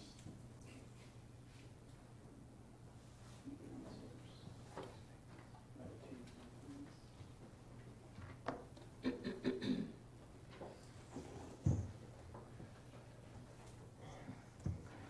This is the same one we used. Look, just that image. You okay? Just kidding.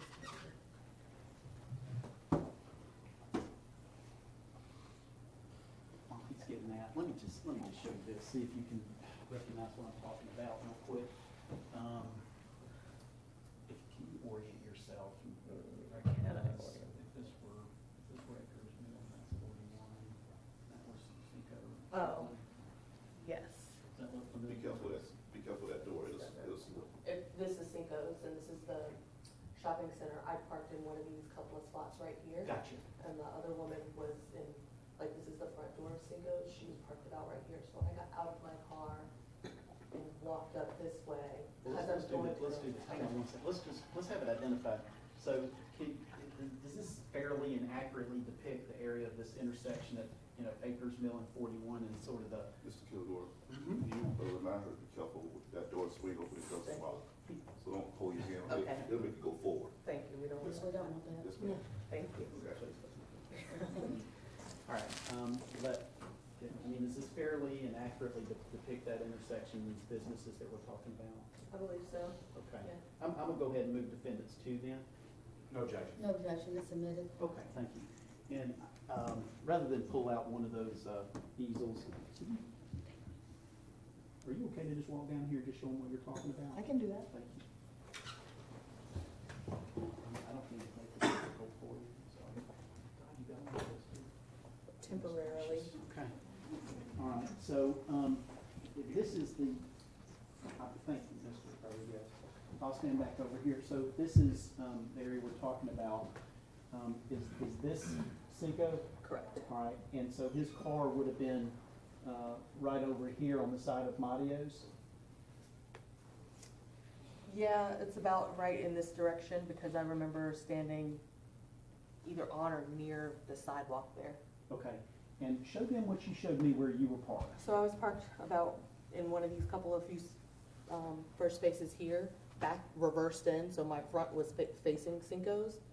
I exited my car, the other, young woman was standing outside of a vehicle around here because these are the front doors of Cinco's here.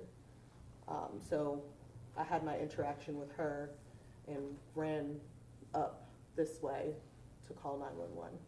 Okay, so you would have crossed the entrance way, and that's that little brick walkway, and then come down the sidewalk toward where the car was. I don't know if I followed that direct path, because I was running and, towards, I think it was more of a diagonal path. Yeah. But yes, I ended up in this area where Okay. the car And was is it parked. fair to say that by the time you got out of your car, came up the sidewalk and made that little diagonal over there to behind the Matios, or to the side of the Matios there, this is a fairly busy area. I mean, there's a lot of cars coming and going. Yes, Fair to say. it's busy. It is a Okay. busy area. All right. All right. Thank you very much. I appreciate it. Okay.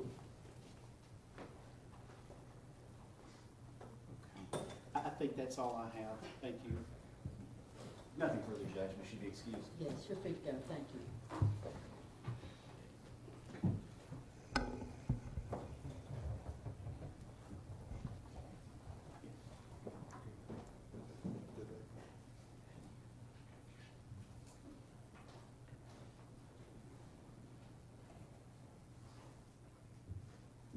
Your Honor, I think Ms. Eastland's, whatever her next thing is, she's prepared to finish up. Are y'all ready? That's fine, Judge. Bring her back.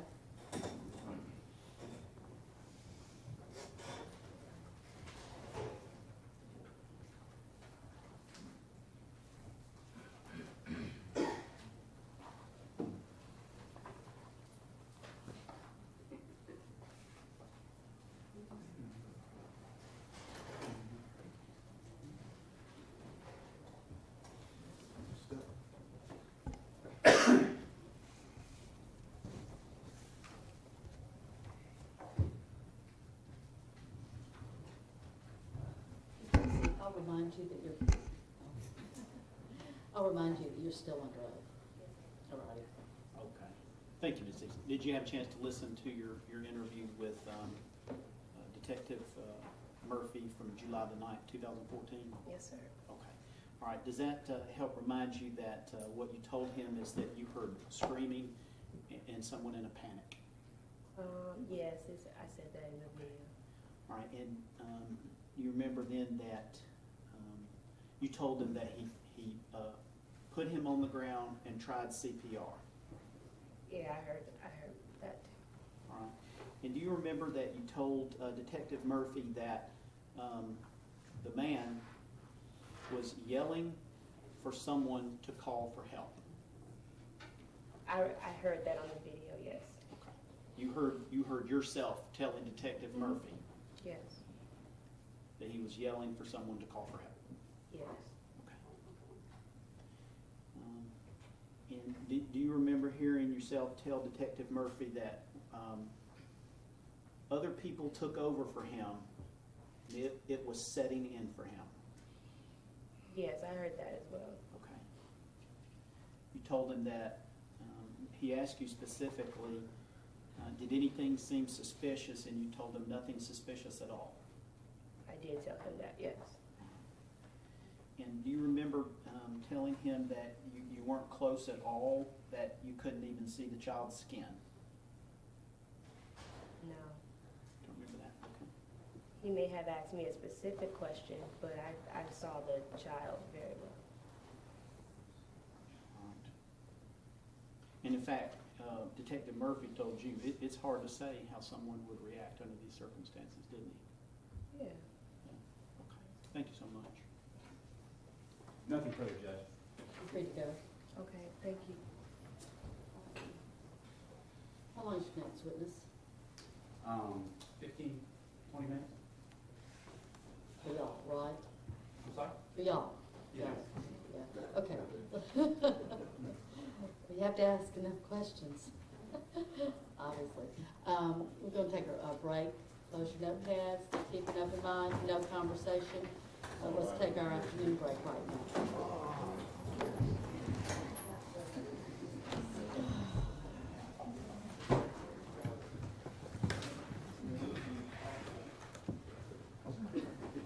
That noise cut off like that.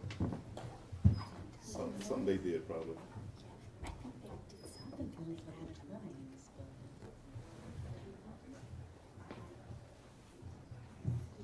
I didn't hear what she said.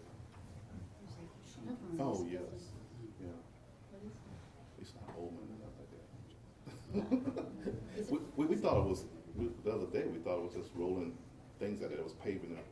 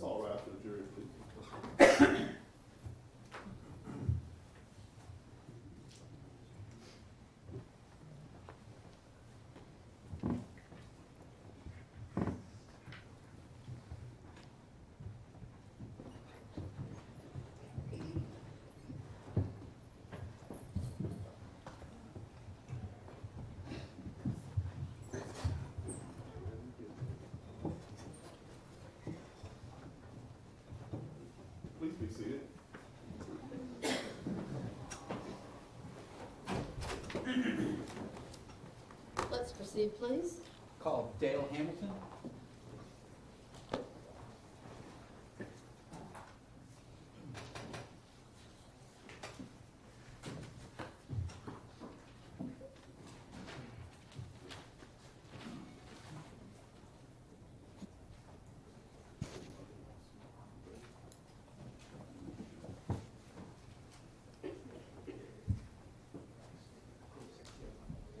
Do you solemnly swear or affirm the testimony you shall give to the court and the jury on this matter will be the truth, the whole truth, and nothing but the truth?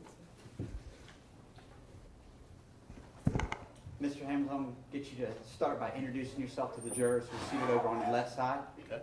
My name is Dale Hamilton. And if you don't mind, spell your first and last name for the court reporter who's seated over here to the right. DaleHamilton. And Mr. Hamilton, where generally are you from? Ackworth, Georgia. Okay. And is that up in Cobb County? Yes, sir. And you traveled down to Glenn County pursuant to subpoena to testify in this case, correct? Correct. Up in Cobb County, where are you employed? Regions Bank. And can you tell the ladies and gentlemen of the jury, what do you do at Regents Bank? I'm a mortgage loan officer. How long have you worked for Regents as a mortgage loan officer? 8 years. And prior to that, have you always worked in the banking industry? Correct. And about how long in the industry? 19 years. Okay. I want to talk a little bit about what brings you down here to Glenn County pursuant to subpoena for this case. And I want to direct your attention to June the 18th of 2014 at Akers Mill Square. Do you recall something happening over at Akers Mill? I do. Let's get a little bit of background information for these jurors first of all. What were you doing over at that location? I typically have lunch at the Subway there. Is that very near where you work? It is. And just give us a general feeling of where your office would be with Regents compared to that Subway location. I'm on Cumberland Parkway, which is maybe 10 minutes from the Subway. All right. Is that on the other side of Cumberland Mall? Correct. Okay. And I've had you look at an aerial before. I'm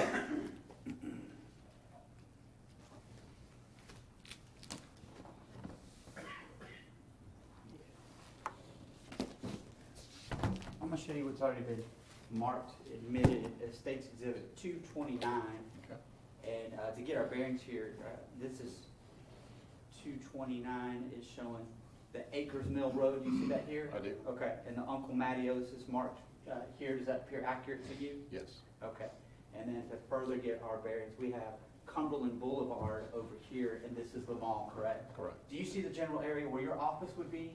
It's a little further down by the Home Depot. Okay.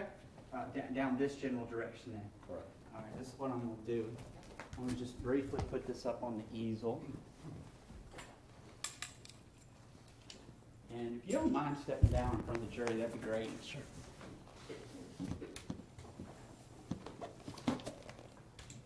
This right here. All right. So we have the Uncle Matteo's here on the top. You agree with that? Mm-hmm. Okay. And then Cumberland Mall is over here. And you had mentioned that your office is a little bit further down towards the Home Depot. Correct. My office would be in this area. Okay. So it's even south of the Chick-fil-A. Correct. All right. And we've got I think the Regents Bank is down on the right or the left? It's, if you're going south, it's going to be on the left. It's Okay. at the intersection of South Atlanta Road and Cumberland Parkway. All right. And then the Subway that we have is actually in here in the same building as the Uncle Matteo's. Is that correct? It's 2 doors down from Uncle Matteo's. Right. So the jurors on this side can see. I'll turn it this way a little bit for you. Uncle Matteo's up here, and then your office even further south on Cumberland Parkway of the Chick-fil-A. Is that correct? Correct. All right. And in terms of places to eat and places to go for the general public, there's more of that over here towards the mall area on this side. Would you agree? There is. Over this area, this is more office space, with the exception of the Chick-fil-A, and of course there's a Publix and a Home Depot over there. Correct. You can take your seat.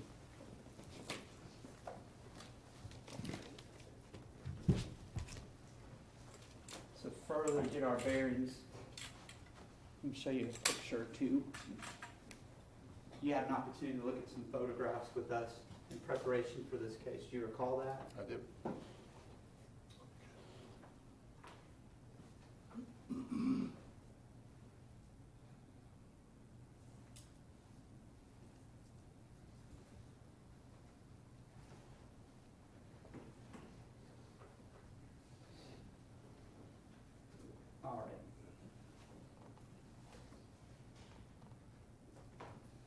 I've now displayed State's Exhibit number 7 up here. Can you see that on the monitor from where Yes, you are? I can. Okay. And you had talked about a Subway restaurant that you ate at. Do you actually see that depicted here in State's Exhibit number 7? I do. What's that? That's the Subway. Okay. And do you remember where you parked that day? Directly in front of their door. And is your vehicle actually depicted in this photograph? It should be, You want to step down? yeah,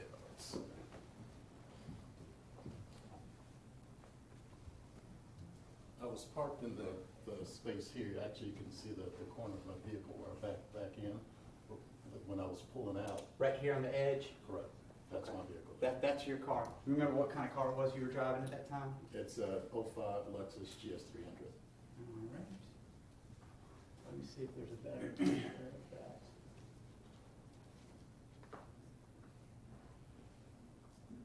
Yeah, so now we'll go up here to State's Exhibit number 11. I don't know if that's any better, but it certainly puts it more towards the center. Is your vehicle one of the vehicles that's in here inside the crime scene page? It is. It's this one here. This one right here? Correct. Okay, is it backed in? It is. All right, sir.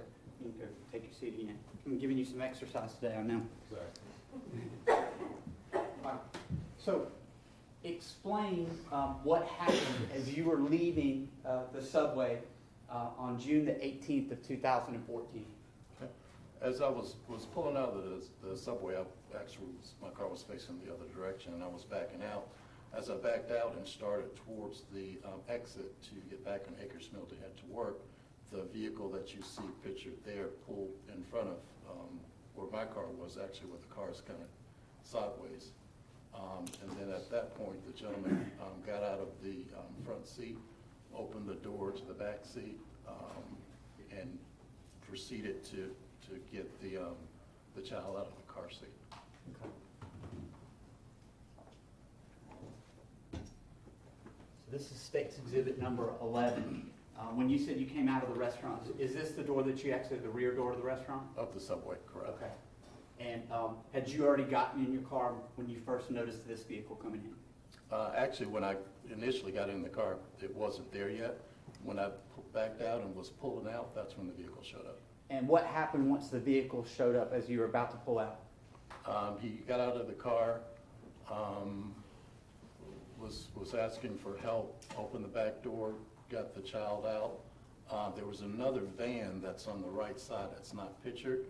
Actually, that's the van that's straight ahead, the yellow van. Right. There was another gentleman in the van that got out of the van that came over to assist him in getting the child out. They took the child out, laid him on the asphalt, and proceeded to, as I further realized, to perform CPR. Okay. Once you saw this, did you actually leave that location, or did you park your car again? No, actually, I stopped and got out of the car, and as I was walking towards the incident, there were 2 Cobb County police cars that pulled in as well. They literally pulled up while you were still on the scene? Correct. And I want to ask you about the weather conditions that day. It was June in Cobb County. Can you describe for the jury, what was it, a hot day? Sunny, hot day, maybe 92, 93 degrees, pretty warm. And the driver of the vehicle, Mr. Harris, where, of all the places, where did he put the child in the location? Can you actually see it? Yes, it was over, not directly on the curb, but near the side on the asphalt there. Right here, covered by this blanket? Correct. Now, did you hear Mr. Harris say anything while this was going on? I did. And can you just describe for the jury what you heard? He says, "What have I done? What have I done?" Then he called the child's name. I think his name was Cooper. He said, "I killed my son. What have I done?" As he laid him on the ground. The gentleman that got out of the work van, and then there was another gentleman, I think he was at the Mattios, came over to assist him. And then the gentleman that was driving the vehicle kind of got out and was walking around and walked on the other side of the vehicle and was trying to make a phone call. You saw him get on the phone? Correct. Did he ever ask you or anyone else while you were out there to call 911? No. Now, I want to ask a little bit about Mr. Harris's demeanor. When you first saw him, can you describe his demeanor to the jury? He got out of the vehicle with a sense of urgency. got the child out of the car seat, laid him down on the asphalt. I'm trying to remember, I think he knelt down next to the child, but then the other gentleman came out, and then the gentleman that was in the van, they were assisting him, trying to revive the child. And at that point, that's when he kind of got up, walked on the other side, was saying, "What have I done? What have I done? I've killed my son. What have I done?" And then he just, How was he acting? What did you see? he was distraught. As I said, he was trying to make a phone call. He was distraught, but there were, everybody grieves in a different way, so it's kind of hard to say, was it believable or not, but, he was distraught. Was there times when he was, saying things on one instance, yelling out, and other times when he was acting calm? Well, he was calm when he was on the phone, Mm-hmm. and then, as I said, he was kind of frustrated. I don't think his initial call went through, and it looked like he had tried to dial again, and then his demeanor kind of swayed back and forth at that point. While the other gentlemen were trying to care for Cooper on the ground, Yes. where was he?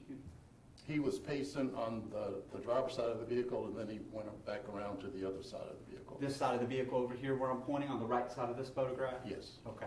And did you see whether he was on the phone or appeared to be on the phone at all? He appeared to be. Now, at some point, you talked about the police officers arriving, 2 police cruisers? Right. It was, they were there. Seemingly by the time they got him on the ground and started trying to revive the child, there were 2 Cobb County police officers that pulled in. I don't think that they were there for that, because when they pulled in initially, there were 2 cars, and then one car stopped abruptly when he saw what was going on, and the other car didn't see exactly what was going on and kind of rear-ended him. That they actually collided with each other a little bit as they responded to the scene. Is that correct? Correct. All right.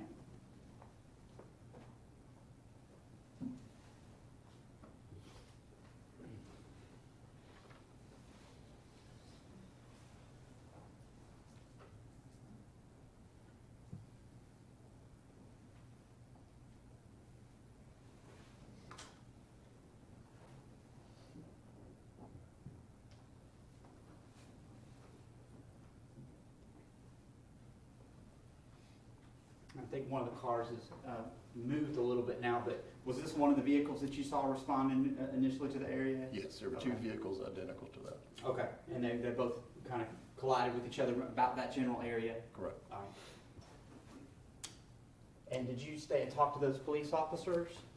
Not the officers, but later the detectives showed up, and then I had to give a brief statement to them as well. After the officers arrived, what did you observe in terms of their interactions with the defendant, Mr. Harris?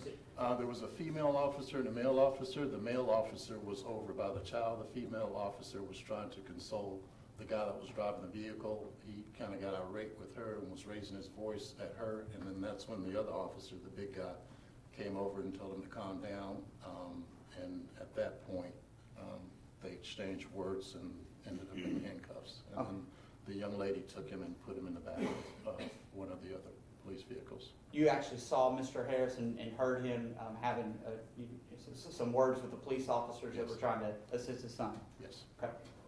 And based on that, did you see them detain him? Correct. And where did they put him? In the back of one of the female officers' cars. While you were on the scene, either before or after, did you have an opportunity to ever look inside defendant's vehicle? In the defendant's vehicle? Yeah. No. Okay. You didn't get close enough to the vehicle to see anything or anything like that? No. I may have been 15 feet from the front of the vehicle. Okay. All right.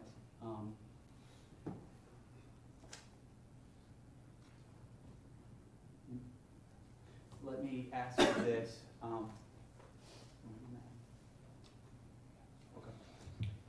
We had talked on several occasions, and I think we met. This is at least the second time that we met. Is that correct? Correct. I want to ask you about an individual named Leonard Madden. At some point, did you see a news report involving him? I don't want to talk about what he said, but did you actually see that news report of a black gentleman named Leonard Madden? I did. Okay. And I want to ask you, did you recognize him from any point during the time that you were out there? Yes, he did come after the police had arrived, and that's when they were putting up the tape, the area off, that's when his vehicle was going towards the exit to Akers Mill, and then he turned in and came down on the side of the vehicle towards my vehicle.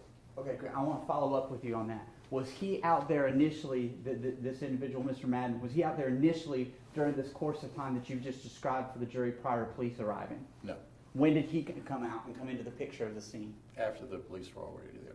Only after the police had arrived and after the defendant had taken Cooper out of the car? Correct. There were only 4 people. The gentleman in the work van, there was an African-American woman walking down the sidewalk on the phone, and then the gentleman that came out of the patios. All right, sir. I don't think I have any questions for right now. Cross-examine, please. Yes, ma'am. Hey, Mr. Hamilton, good Yes, sir. afternoon. Just real quickly, you said that you were coming out of the subway, or you were right there at the subway. Were you still in your car when the truck pulled up? Correct. Okay. And you said that you saw him get out, and he got in the back seat, and you got the child out. Correct. Then you said he was asking for help. Correct. And were you the closest to the scene at the time that he was asking for help? No, the gentleman in the work van was the closest. Did you see anybody get in his car with him to try to help get Cooper out? The gentleman in the work van was the assistant. Okay. And then you saw another man trying to do CPR. Were there 2 men in the work van or just one? Just one. Okay. I think the other gentleman came out of the patios. They've got an outdoor patio area, and I think that's where he came from. And about how long was it that you saw Ross, after he got him out of the car, put him on the ground, you saw him attempt to do some CPR or to give some compressions? Correct. Right. And I think what you told us is pretty quickly the guy that was in the van kind of just took over. The 2 gentlemen, yes. All right. And at that point, you said, Mr. Harris, he got up and walked away. Correct. All right. And was it at the point that he was walking away when you heard him say, you said over and over, he was saying, "What have I done? Cooper, I've killed my son." Correct. All right. And I know this all, it happened very quickly, right? I mean, this whole thing is really just a couple of minutes that you've testified about. Yes. But timing-wise, that's kind of what happened. Gets the child out, puts him on the ground, tries to do some compressions. The other guys come over, they take over. He gets up, and that's when he starts the "What have I done, Cooper? I've killed my son," and he's walking away. Correct. Okay. All right. And you didn't hear anybody call 911? No, sir. Okay. You're aware someone did? That I'm not sure of. Police got there pretty quick. They were there, but I don't think that they were responding to that. Okay. Because they were there, it seems like instantly. Quick. Okay.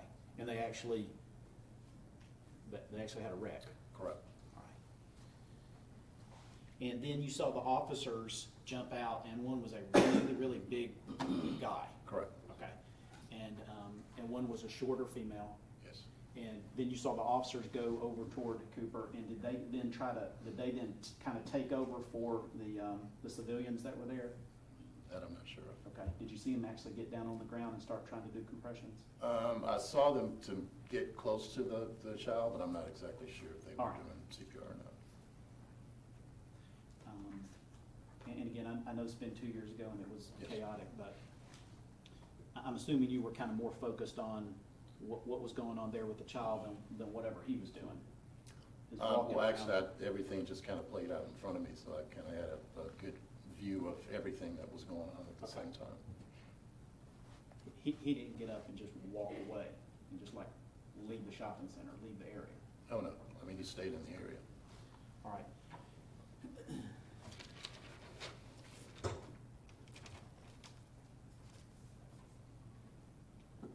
You described him as distraught. Correct. All right. And I'm assuming that's a description for, I mean, pretty much the whole couple of 2 or 3 minutes this all went down until he got taken into custody. Yes, he was kind of, as I said, distraught initially, walked over, and then that's when he proceeded to talk on the, trying to make the phone call, and his demeanor kind of changed as he was trying to make the call. And I believe you said that at that juncture he appeared frustrated. Correct. Okay, almost as if maybe the call wasn't going through? Yes. Okay. Hey, stand up, please. Is this the man that you saw that was distraught? It is. Okay, thank you.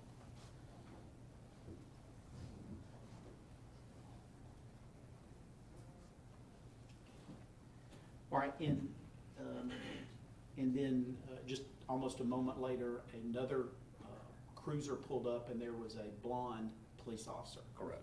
All right, also a short female. Correct. All right, and was she the one that you said that was trying to console him? Yes. All right.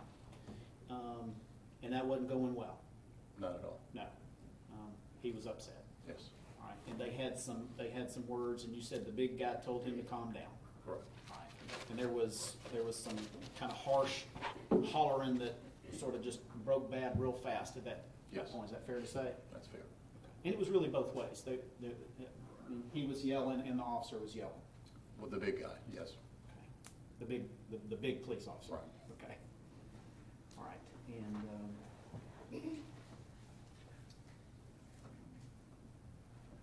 And when you gave a statement to, I've got an interview that you did, Mr. Hamilton. Was that a telephone interview? Telephone? Did you do a telephone interview with Detective Murphy? No, sir. Did not. There was a gentleman that came to my place of work. I'm not exactly sure. I can't remember what his name was. Okay. Ex-police officer, and I think he said that he was there for the defense, wanted to get some information on exactly what I saw. Okay. Do you remember June? Do you remember June the 25th being contacted by telephone by Detective Murphy and giving a short statement on the telephone? No, sir. Do not. Okay.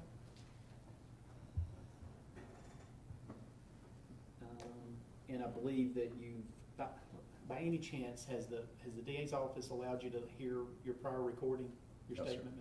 Sir. Okay. Well, you did testify today then that I think you said everybody kind of reacts differently, or everybody grieves differently, or something like that? Correct.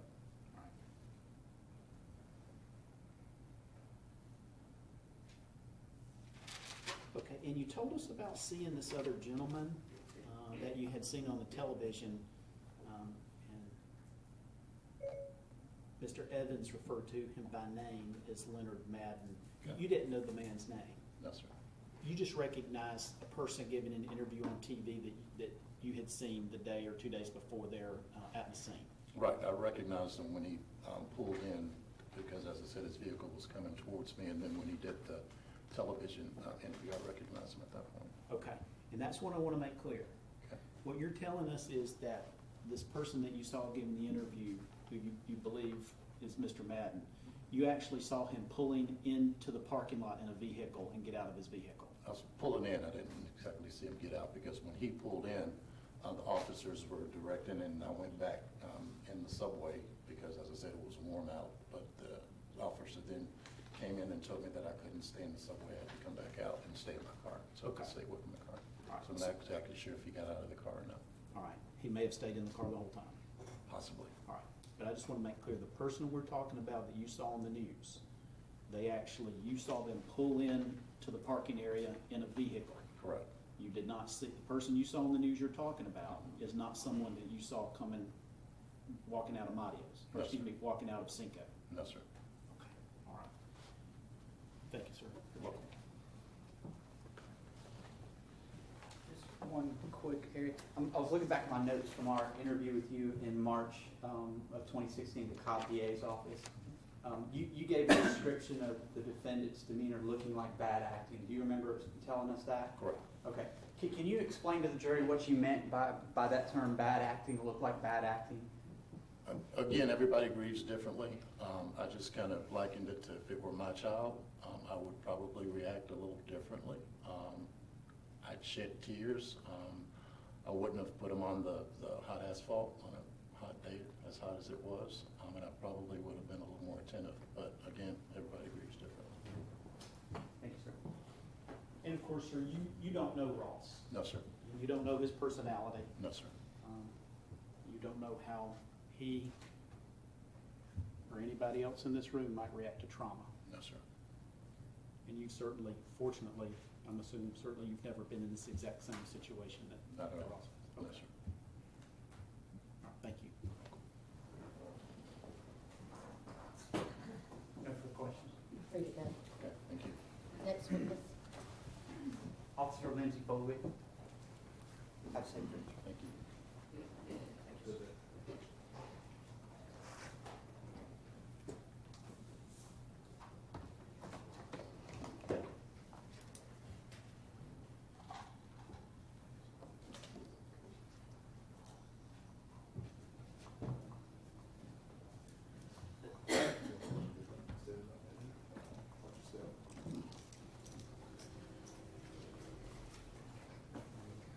Do you solemnly swear affirm the testimony you shall give to the court and the jury on this nothing but the truth, the whole truth, nothing but the truth, so help you God? I did.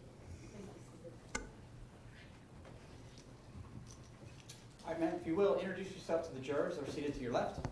Detective Folia, Cobb County Police, currently assigned to the Crimes Against Children Unit. And why don't you spell your first and last name for our court reporter? She's to your right.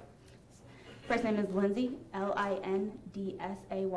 Last name Folia, Foglia. I've called you to the stand as Officer Foley, and that's accurate. You are a police officer, correct? Yes, sir. But you're no longer a uniformed police officer. Correct. Why don't you describe for the jury what you currently do, and then I'm going to ask you a little bit about your background with Cobb Police. Yes, sir. Currently, I work with Crimes Against Children, so it's anything from sexual, physical, mental abuse of children. How long have you worked with that unit with Cobb County Police Department? Since April of this year. And that's a relatively new transition then. Yes, sir. What did you do prior to that? Before that, I was at Precinct 2 for about 2 years. Before that, I was at Precinct 4 for a couple months, and then before that, I was at Precinct 3. So these these jurors don't know Cobb as well as we do. We actually have 5 different zones in Cobb County, correct? Correct. And was there a portion of time that you worked in the Akers Mill area? I did. That was Precinct 3. Precinct 3 covers that Cumberland Road kind of area and Akers Mill Road, correct? Yes, sir. Okay. And how long did you work a beat there? How long did you work in uniform division over in that area in Zone 3? A little over 2 years. And what were your responsibilities as a uniformed police officer over in Zone 3? Respond to 911 calls, calls for service, domestics, anything that came in through dispatch. Do you know who Officer Piper is? I do. Okay. Now Detective Piper, correct? I believe she's officer there again. Okay. And how about Officer Gallimore? Yes, sir. And how did you know Piper and Gallimore? We worked the same shift at Precinct 3, evening shift.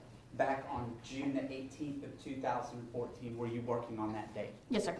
And why don't you describe what you were doing and what Gallimore were doing prior to responding to this scene? Yes, sir. Well, it was a short day for Precinct 3. Not many officers were working. We weren't supposed to be proactive in any way because we didn't have a lot of people working the road. Just in case something important came out, there'd be enough officers to respond. Officer Gallimore and I were going to Akers Square Shopping Center to go sit in the parking lot, type reports, and do a zone patrol. There's a lot of entering autos in that area, or there was then, and just to be a presence so that it would deter people from breaking into cars.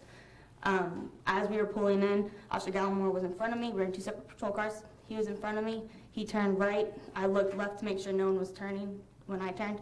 As soon as I looked back right, Officer Gallimore had slammed on the brakes and was getting out of the car. Okay. Now, I want to be clear here. Had you been dispatched to this area over at Akers Mill, or were you already going over there on your own? We were already going in over there. Okay. When he slammed on his brakes, what happened? We had an accident. I ran into him. Okay, you ran in the back of his vehicle. I did. Okay. I want to show you.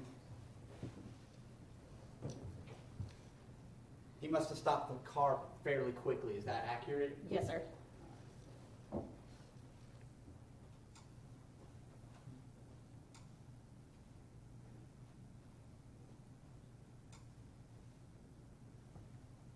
All right, so we have here states 211 that's now up on the monitor. Looking at 211, do you recognize this as being one of the still shots from Officer Piper's vehicle? I do. Okay. And you talked about responding to this area off of Akers Mill Road. Do you recognize these two vehicles over here? Yes, sir. And describe whose vehicle is the front vehicle and who's the one right behind it? Officer Gallimore is the front vehicle, and the one right behind it is me. Is this where you rear-ended him when you slammed on the brakes? Yes, sir. And it's kind of grainy because this is a still shot from the patrol video. Have you seen the actual video itself? I have. When she responded to the scene, where had you and Gallimore gone We prior were- to her responding? We were by Cooper's side, baby side. Over here by this vehicle? Yes, sir. Okay. Looking at states 211, there's only one door that's open. Can you describe for the jury which door was open when you got out of the car and responded with Gallimore? It was the driver's side, or the driver's vehicle door.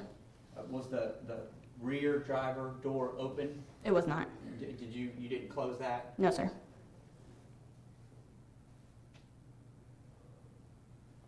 This is a photograph as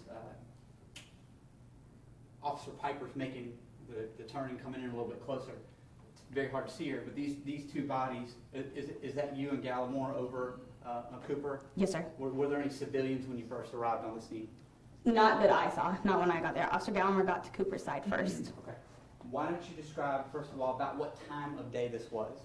It was about 4:24 in the afternoon, approximately.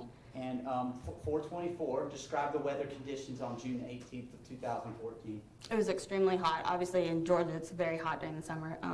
We were sweating that day. It's always hot in South Georgia, or in that part of Georgia. Okay. And I want to ask you a little bit about what happened once you realized that there was a situation here and a child down. What did you and Gallimore do? As soon as we saw him, Officer Gallimore jumped out of the car first. I jumped out after him. When I first looked to the right, I saw the car and I saw Cooper's legs. We got to his side. Officer Gallimore was on Cooper's left side. I was on Cooper's right side.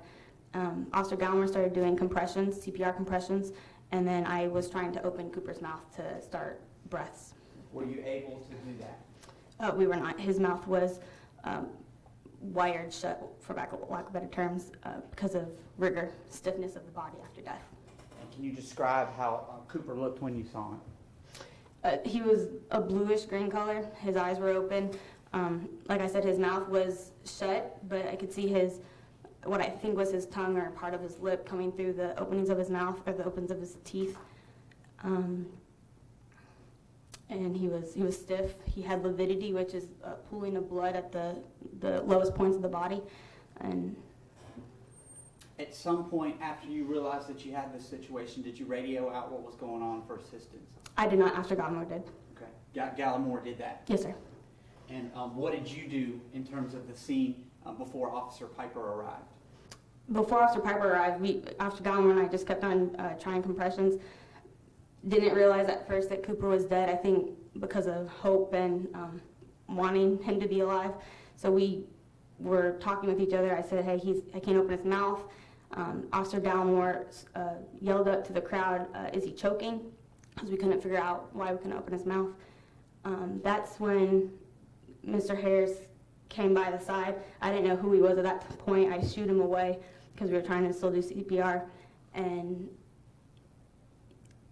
I believe that's when Officer Piper got there.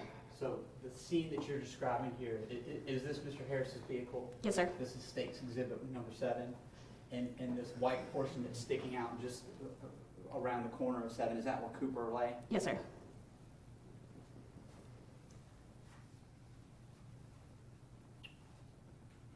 You described Cooper being on the ground near the vehicle.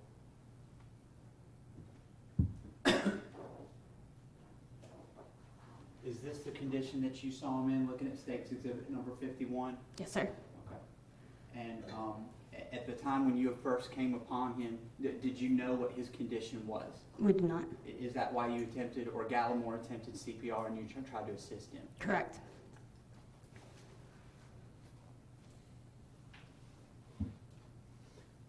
When Piper arrived, did you have any interactions with the defendant, Justin Ross Harris? Only when he had come down to, after Officer Gallimore asked if he was choking, if Cooper was choking, he came over to Cooper and I shoot him away. That was the only interaction I had up until Piper arrived. What happened when Piper arrived? When Piper arrived, she came to see if we needed any help with anything. I asked her to keep everyone back from the scene so that we could stay around Cooper, try to keep him away from everyone. And I asked her to get his information because I noticed he had been pacing back and forth by the crowd, and then he went on the other side of the vehicle, other side from Cooper's body, away from the vehicle. Okay. So he had actually kind of separated himself from that scene, from Correct. the vehicle. And when you say he was pacing around on the other side of the vehicle, let's go to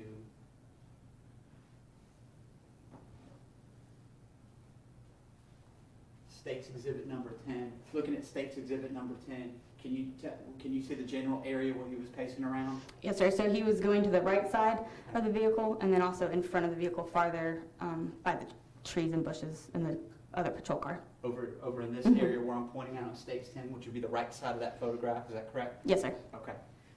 When you told Piper that you wanted to get his information, all right, did you and Piper have any sort of interaction with him in an attempt to do that? Yes, Piper went to go get his ID. They had some sort of words, and I overheard him tell her to hold up his finger as if to say, hold on a minute, and I told him to give the officer his information, Prior to that, had he said anything about what had happened? He said something along the line, it was when he was on the right side of the car, he said something along the lines of, this is my fault, or what have I done? I don't remember exactly what he said, but it was something along those lines. Okay. You said it was his fault. Now, while you were first interacting with him before he was detained, were you able to observe him and his demeanor? Before he was detained? Yes. When we were by Cooper's side, I was paying attention to Cooper. I noticed someone pacing around in my peripheral, but I didn't really pay attention to him. After he held up his finger to Piper, basically saying, hold on, what happened after that? What was your interaction with him and Piper's interaction with him? At that point, Mr. Harris told me to, pardon my language, to shut the fuck up. He took a step past Piper and towards me, and that's when we detained him for officer safety, for everyone else's safety, and then to secure the scene. Had you made any threats to him or anything like that? No, sir. Okay. And not to put you on the spot, but how tall are you? 5.5 inch, approximately. Okay. So once you did that, when you say you detained him, was he actually put in cuffs for a period of time? Yes, he was. And where was he placed? I believe Officer Piper put him in the back of her patrol car. All right. Did you assist after this with putting up some crime scene tape before detectives and other first responders to come and assist with the situation? I did. And did you ever go into the vehicle itself? Was that your responsibility to go inside the vehicle? I'm referring to the defendant's vehicle. No, I did not. Okay. Did you assist with an impound of that vehicle? In other words, helping law enforcement to close it up and take possession of it for a further search? I didn't even close it. I basically just did the written part of the impound sheet. All right. Now, how long do you think you were on the scene before Mr. Harris was transported to Cobb Police for an interview? I'd say approximately an hour, but that would be a guess. Okay. And during the time you were out there, did you have an occasion to observe the defendant and his demeanor? Before he went inside the car, I did. Can you please describe to the jury what you saw? Sir.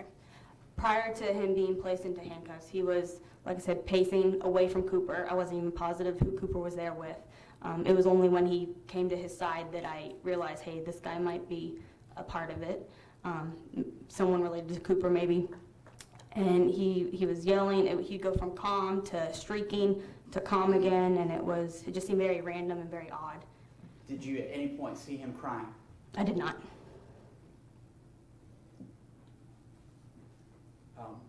Before he was detained, did you see this shift in demeanor where he would be saying things in one instance and then not saying things on the other? That's leading. You describe how it happened before he was detained. What was he doing? Prior to being detained? Yeah. He was pacing. He would shriek out like it's my fault, and then he'd be calm again, and you wouldn't really hear where he was. And then the next time you'd hear him, he'd be somewhere else because he was still pacing around. And he'd go for periods of long silence, and then he'd go to shrieking again. Prior to detaining him, was he at any point on the telephone? He was on it a good bit, I believe. Do you know if he called 911? I do not. I don't believe he did. I know we didn't get the 911 call when we pulled up, but I'm not positive he did while we were on the scene or not.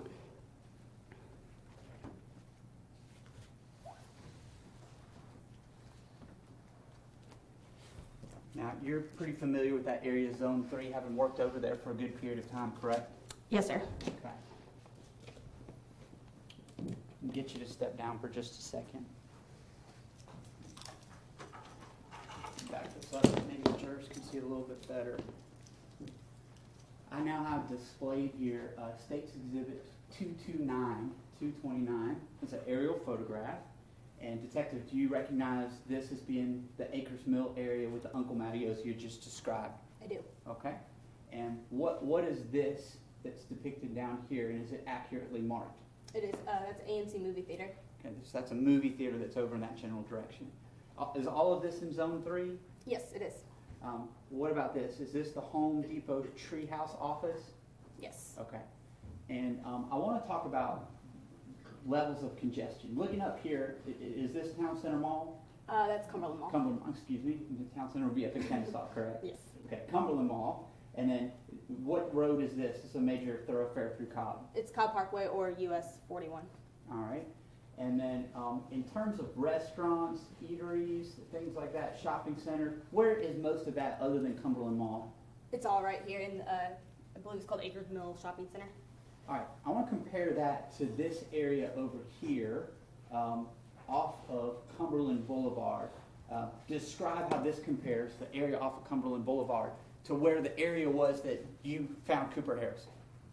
These are more high-rises, businesses where people wouldn't necessarily be outside, and these are more shopping, restaurants, stuff where people go for leisure. All right. Have you ever driven down Cumberland Boulevard? Have you ever been by AMC Parkway Point? I have.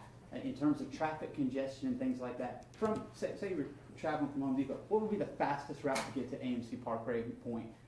Fastest route would just be to continue down Cumberland Boulevard and take a left into AMC Parkway. All right. Not, in other words, by Akers Mill, where you found Cooper. Correct. Take your seat.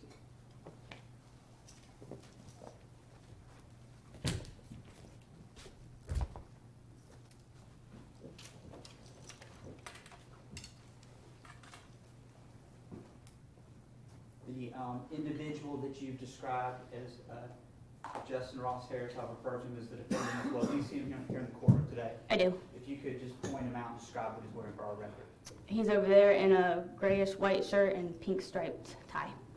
Thank you, ma'am. I think that's all I have. Hey, Brian, can I get defense one, please?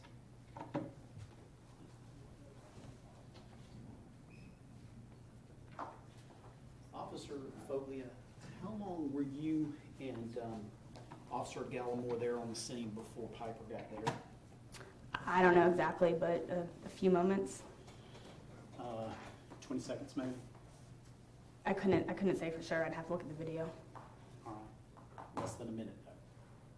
I don't know if it was more than a minute or not.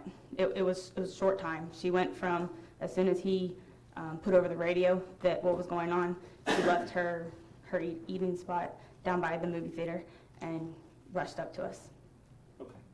Well, is that a close approximation, you think? Maybe from the time that you got on the scene until she got there is about a minute or two seem about right?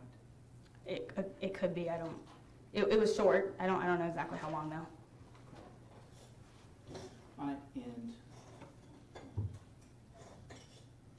were you aware when she got there? I believe you testified that you were. Yes, sir. Okay, and you saw her pull up. I saw her come over to us. I wasn't paying attention to the cars going by. And did she direct people to step back? She did. All right. And at the time she was doing that, Mr. Harris was still in the area and he was screaming, right? I don't know if he was screaming at that point, but he was still in the area. All right. And isn't it true that almost immediately she asked for his ID? Yes, she did.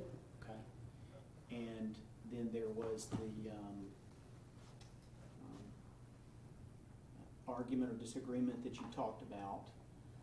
And he was basically taken into custody within, well, gosh, what, 30 seconds of her arrival?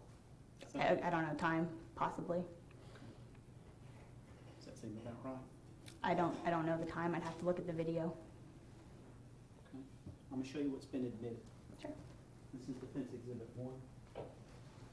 In this instance, you just testified that when she got out, she was telling everybody to get back. At 2:59, she says,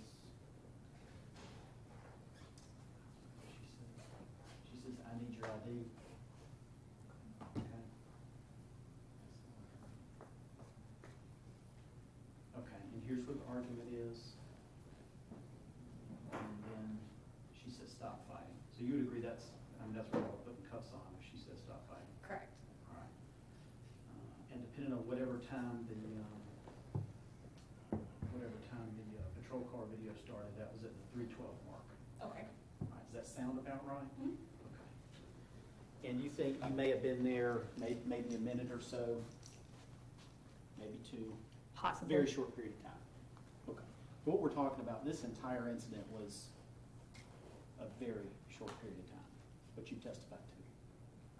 Is that Okay. fair to say? It Couple was minutes. short, yeah. There was a lot going on in that time period, though, so. All right. And you and Gallimore jumped up, y'all got out of the car and went over there, and I believe you testified that y'all started trying to do some, or actually Gallimore started trying to do some compressions. Correct. And you said that, well, I'm looking at your report. Do you have a copy of your report? Not in front of me, I don't. Well, if you need it, I'll let you see it, okay? You said that, is it true that you attempted to open the baby's mouth and couldn't open it? Correct. And that's because it was already rigor? Correct. Right. And then I believe you testified, the same as in your report, that Officer Gallimore asked if the baby had something in his mouth, and at that point, his father, Justin Harris, came to the baby's side. Correct. Okay. I know you were helping him and you were focused on what y'all were trying to do. But did you have any idea exactly where Mr. Harris was when Officer Gallimore asked that question? I do not.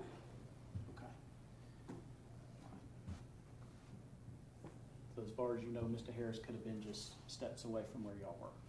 Well, no one was steps away. People were farther back on the sidewalk. Okay. Because when you first got there and y'all tried to start helping, you automatically shoot everybody back? Correct. Okay. So if Mr. Harris was right there with his child, he was one of the people, could have been one of the people that y'all shoot back and he had to step out of the way? He could have been. I wasn't. Officer Gallimore got there first. Okay. And then, according to your report, Justin Harris came to the baby's side. Correct. So at some point in time, he walked back towards y'all to where y'all were with Cooper, right? Correct. And there weren't any walls up around you.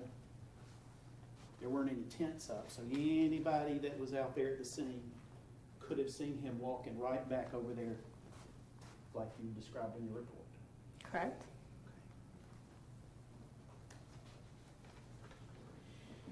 And what you reported was that Mr. Harris had been about 5 yards away, 5 yards from the baby. Prior to that. Not necessarily that's where he came from, but that was when I noticed him pacing around by the crowd and then on the other side of the vehicle. Okay. So when Officer Gallimore made this request and Mr. Harris came back to where y'all were, according to your report, he had only been about 5 yards away from you. Prior to that, yes. And he was pacing back and forth. Correct. Okay.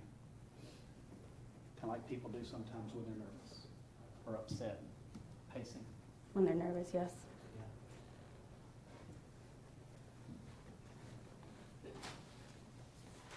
And you saw him not just pacing, but with his hands on his head. Mm-hmm. Something like this? I don't know if it was exactly like that, but his hands were on his head. one hand or both? He was flailing his arms around every once in a while. He was flailing his arms around. Was he looking up while he was pacing with his hands on his head? Again, I was paying attention to Cooper. I don't know exactly where he was looking. But you saw it enough to put it in your report? Correct. Every once in a while, I saw it at the peripheral. And then after that, after Mr. Harris had come forward to where y'all were, your report says you had him step back away. Correct. We were still trying to administer CPR at that point. You gave him a direct command to move away from where y'all were. Correct. At that point, I didn't know who he was. And after you gave him that command to back away, according to your report, he started pacing again. I don't know if he paced again right after that or not.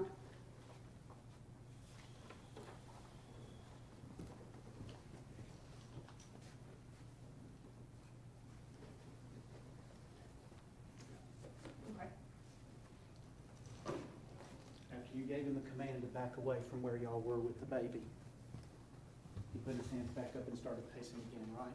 Correct.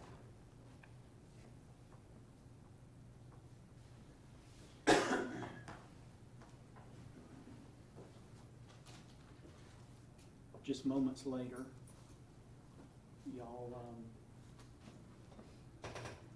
were asking for his ID, right? Correct, Officer Piper did. And he didn't obey that command. Correct. He put his hand out to her because he's trying to make a phone call, right? Correct. Like, hang on. Right? Correct. And he ended up in handcuffs and arrested. Not because he was making a phone call. Correct. Okay. Well, he disobeyed that command. He didn't give you his ID at that point. Correct. And there's nothing in here saying that he attacked you. No. Okay. You thought he had an attitude. He became uncooperative. Uncooperative is the same thing as not obeying a police command, right? Could He be. didn't cooperate. Okay. And just moments before that,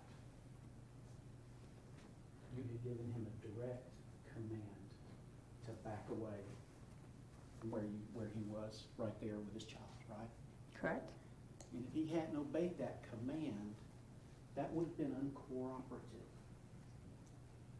You could have arrested him for that. Isn't that true? Could have, probably wouldn't.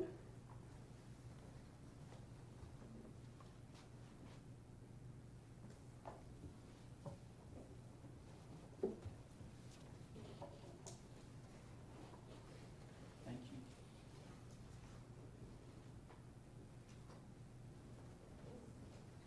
Did Mr. Harris ever offer to assist you in Gallimore as you're trying to care for his child prior to being detained? No, sir.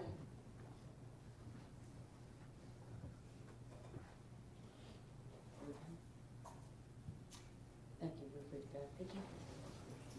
Next witness. They would call Officer Brett Gallimore.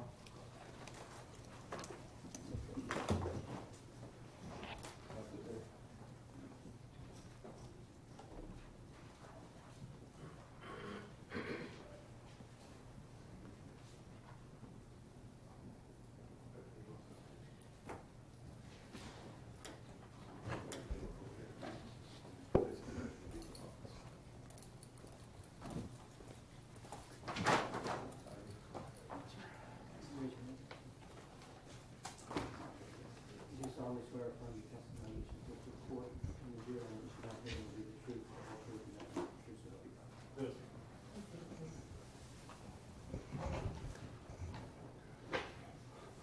help you God. Sir, would you please introduce yourself to the ladies and gentlemen of the jury by telling them your name and then spelling it so we get it right in the record? Yes, sir. My name's Officer Gallimore, Brett Gallimore. It's B-R-E-T-T. Last name Gallimore, G-A-L-L-I-M-O-R-E. I work for the Cobb County Police Dept. Officer Gallimore, you fitting okay in that chair in that box, sir? Yeah, it's a little tight in here. All right. Officer Gallimore, where do you currently work? I work Cobb County Police Dept, like I said. I also work at Precinct 3. There's 5 precincts. I work in the most southern part of Cobb County. How long have you worked with Cobb County Police? 4 years now. Okay, and have you always worked as a patrol officer? I have, at the same precinct. Okay, well, I think we've explained to the jury fully what post-certified is and what a patrol officer does and things like that. Are you post-certified? I am post-certified. Okay, and do you respond to typical patrol officer calls I like do. other officers? Yep. Okay. Back on June the 18th of 2014, what zone were you working at? I was working at Precinct 3 still, and I was working 315 beat. Just we have different beats there, so that's the beat that I was working at there. Did you get a call that afternoon to respond to Akers Mill? I did not get a call, no. Okay. What were you actually doing? I was actually conducting a zone patrol. There's a shopping center called Akers Mill Square. That area had been getting a lot of in-rain autos, people breaking into cars, taking people's personal properties out of there. I was actually going in there to conduct a zone patrol into that LA Fitness area and shopping center. And who were you working with that day? Officer Foley. During that day, did you actually come upon something over by the Uncle Matteo's? I did. Okay, tell the ladies and gentlemen of the jury a little bit about that, what you first noticed and where it was. Yes, sir. I was driving down Akers Mill Square, Akers Mill Road, from Cobb Parkway. Officer Foley was behind me. We both agreed to go in there, kind of zone patrol, because we were hitting so bad. Coming off Akers Mill Square, I made a right-hand turn. Immediately to my right, I noticed an SUV that was still in the roadway, and I saw quite a little bit of a crowd looking down at the ground by the driver's side. Also witnessed a male, who was later identified as Ross Harris, walking behind the SUV, kind of towards my right. So, vehicle's on my right-hand side. I see the crowd looking down at the car. I see Ross Harris walking behind the car on his cell phone, kind of like looking up in the on the air a little bit. And I continued to drive up. I still didn't know what was going on. Let me stop you there. Yeah. Okay. When you pulled in there, you said you noticed, we later determined to be Ross Harris. Do you see the defendant, Justin Ross Harris, in the courtroom here today? I do. Can you identify him by what he's wearing and where he's seated? Yeah, he's seated over there. He's wearing, I think it's pink, white t-shirt and slacks.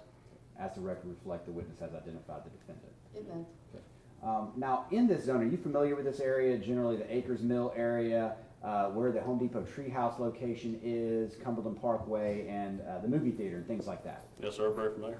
Okay. I'm going to show you what's been marked as and previously admitted as State's Exhibit 229. Looking at this aerial map, are you familiar with this area? Yes, sir. Okay, and how are you familiar with it? I worked there for about 4 years now. Okay. So. And would this assist you in describing to the jury this area and traffic patterns and things like that in this area? Yeah, absolutely. Your Honor, I have permission to Officer Gallimore to step down. No. Okay. Officer Gallimore, if you just step down for a second, we'll put this up on an easel.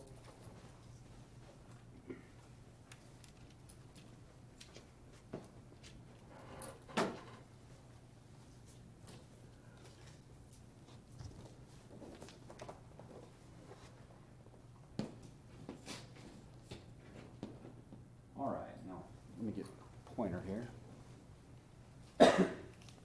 When we're talking about, maybe you can just step to the side just a little bit so everybody can see it. Yeah, you're going to block out half the jury Yeah, I think as you are. yeah, we don't see It's like total eclipse of the mountain. Okay.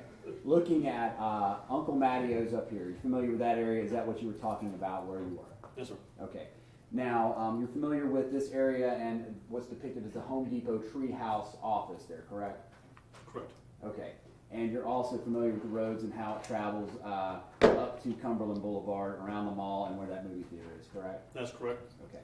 Now, could you describe to the ladies and gentlemen of the jury this area by the mall and this area where you found the car as far as, is it residential, business, like restaurants, things like that? How would you describe it? Yeah, this is going to become the mall. It's a very highly populated area. A lot of vehicles, traffic coming out of the mall. Mostly the mall is the biggest traffic part. Right here is going to be industrial buildings, hotel. There's also called the Galleria. It's kind of like a mall, food, stuff like that, shopping. And Akers Mill Square is the area that I was talking about. We were trying to get to zone patrol. There's a lot of entering autos that happen right in this little sector right here. And that part that I told you I was driving down is actually right here on Akers Mill Road, pulling into this back entrance right here. Okay. Now, where the Cinco's is, with the restaurant, is there a lot of people around here that go dine there and things like that and that are in this area? Yes, there's a lot of people out there. There's also like a patio area. Usually gets pretty heavy traffic up there, so there's people that are, dining in that area. Okay. So if you travel up this road and then you take a right on Cumberland Boulevard, what is the easiest and fastest path to get to the movie theater right there? The fastest path you're going to take is, for me working on Zone 3 for 4 years now, the fastest path I would take is Cumberland Boulevard right here. You're going to turn right from Cumberland Parkway to Cumberland Boulevard. You're going to go past the mall. You're going to keep on going down Cumberland Boulevard. You literally hit right on AMC movie theater. Right here is going to have the least amount of traffic, least amount of delays as far as traveling. It's pretty much the easiest route. Okay. And are there other offshoot roads that you can travel over to this road, Cobb Parkway, to get over to the movie theater as well? Yes. If you take a right off Cumberland Parkway on Cumberland Boulevard, you can still go down Cumberland Boulevard, and Riverview Parkway is right here. So it'd be a turn just prior to keep on. If you kept on going the first route, Riverview Parkway is right here. You take a right, you come down Riverview Parkway, take a right on Cobb Parkway, and you're right there again. And again, if you travel down Cumberland Parkway or Cumberland Boulevard and you take Akers Mill here to Cobb Parkway, is it faster to go around the back that way, or is it faster just to turn right and go directly to the movie theater? This will be fastest to take a right on Cobb Parkway from Akers Mill Road. So come down Cumberland Boulevard again. If you were to take Akers Mill Road, the fastest route you're going to take is down Cobb Parkway. So they give you a direct route to AMC Theater right there. Now you talked about, this area over here is populated with restaurants, businesses, things like that. What is the difference back then in 2014 as far as this area going through here? Is it populated with a lot of people walking around and things like that, or is it something different?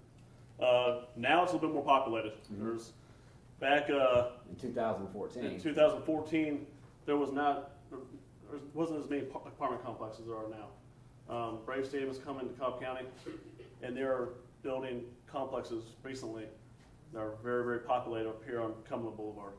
So now it's going to be a lot more busier now down Cumberland Boulevard than it was back in 2014 then. Okay.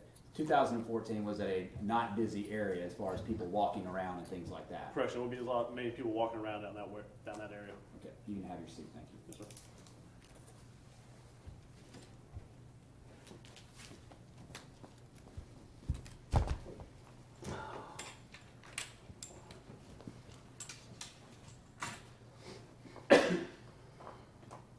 Okay, Officer Gallimore, I had stopped you and you were discussing the fact that when you pulled in, you saw a crowd of people around a child and you saw what turned out to be the defendant on the other side of the vehicle. That's correct. We're actually walking on the back side towards the other side of the vehicle. Okay. Was he anywhere close to the child at that point? No. At that point, did you hear what he was saying or anything like that when you first pulled up? No. Okay. I was still inside my car. At some point when you saw this, what did you do? When I pulled in, like I said, my car was on the right. I saw the crowd looking down towards the driver's side door, and I continued to go forward to see what everyone was looking at. And when I passed the back side of the vehicle and I actually could see where the driver's side was at, I saw that there was a child on the ground and a guy kneeling over the child. I could tell the child was not moving. So I instantly just slammed on my brakes. I slammed on my brakes so hard, my BPAR officer fully actually rear-ended my vehicle. Got out of the car, ran to the front, ran towards the child. At that point, there was a male. I don't know who he was, but he wasn't doing CPR or anything like that. But he was just kneeling over the child. I told him to go ahead and just move out of the way. Looked at the child, and the child was not breathing. So. Now, how would you describe just physically the behavior of the defendant when you saw him going back and forth on the other side when you first arrived? The first time I saw him, it was kind of just talking on the phone. Okay. That's all I could see. I saw him for a brief second. It stood out to me because he was the only one moving around. Everybody else was frozen. Like when I first pulled up, he's the only person moving. He's talking on the phone, kind of looking up in the air. I figured something was going on with that individual when I pulled by him. While you were tending to the child, did you notice the defendant in your periphery or anything like that, or hear him or anything of that nature? Not at that time. Okay. When you got to the scene and you got down to the child, did Officer Foley follow? She did. Could you describe to the jury what you found when you came upon the child? Describe the child's condition as best you remember. Yeah. When I came up to the child was not breathing. You could tell that something seriously has gone wrong. I didn't know at the time if the kid just got hit by a car, if the kid was choking, or what was going on. Got down on my knees. I immediately saw the kid was not breathing. Like, I could actually see Cooper's tongue sticking through his teeth. At the time, I didn't know if he was, I didn't know exactly what was going on, but I looked at it as, maybe he was choking on something that matters to that. Child was very pale, so I kind of figured maybe he was choking, or if maybe a car hit him and he went into shock. So at the point, I didn't know. So I immediately began doing compressions. At this point, let me ask you. He was what type of ground was he on? What was it? He was laying on his back on the asphalt next to the car, and it was very hot on the ground too. Okay. Was it hot outside that day? Yes, it was extremely hot. I was sweating in a matter of seconds out of my car. Okay. After you noticed the condition of this child, what, if anything, did you attempt to do? At that time, immediately started doing compressions. I mean, kid's not breathing, that's my first thought, get the kid breathing again. Officer Fuller came over, began looking at Cooper's mouth, see if she can get the child's mouth open. As we continued to do compressions, I actually looked up at everybody, I'm like, hey, what's going on? Is he choking?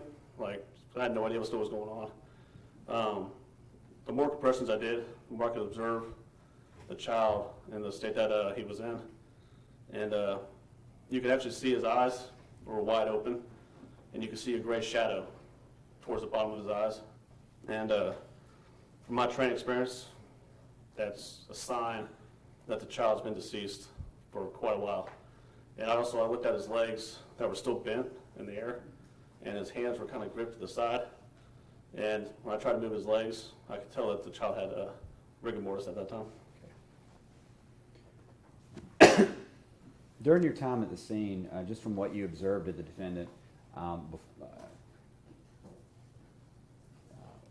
how did you describe it in your police report as far as how he was acting?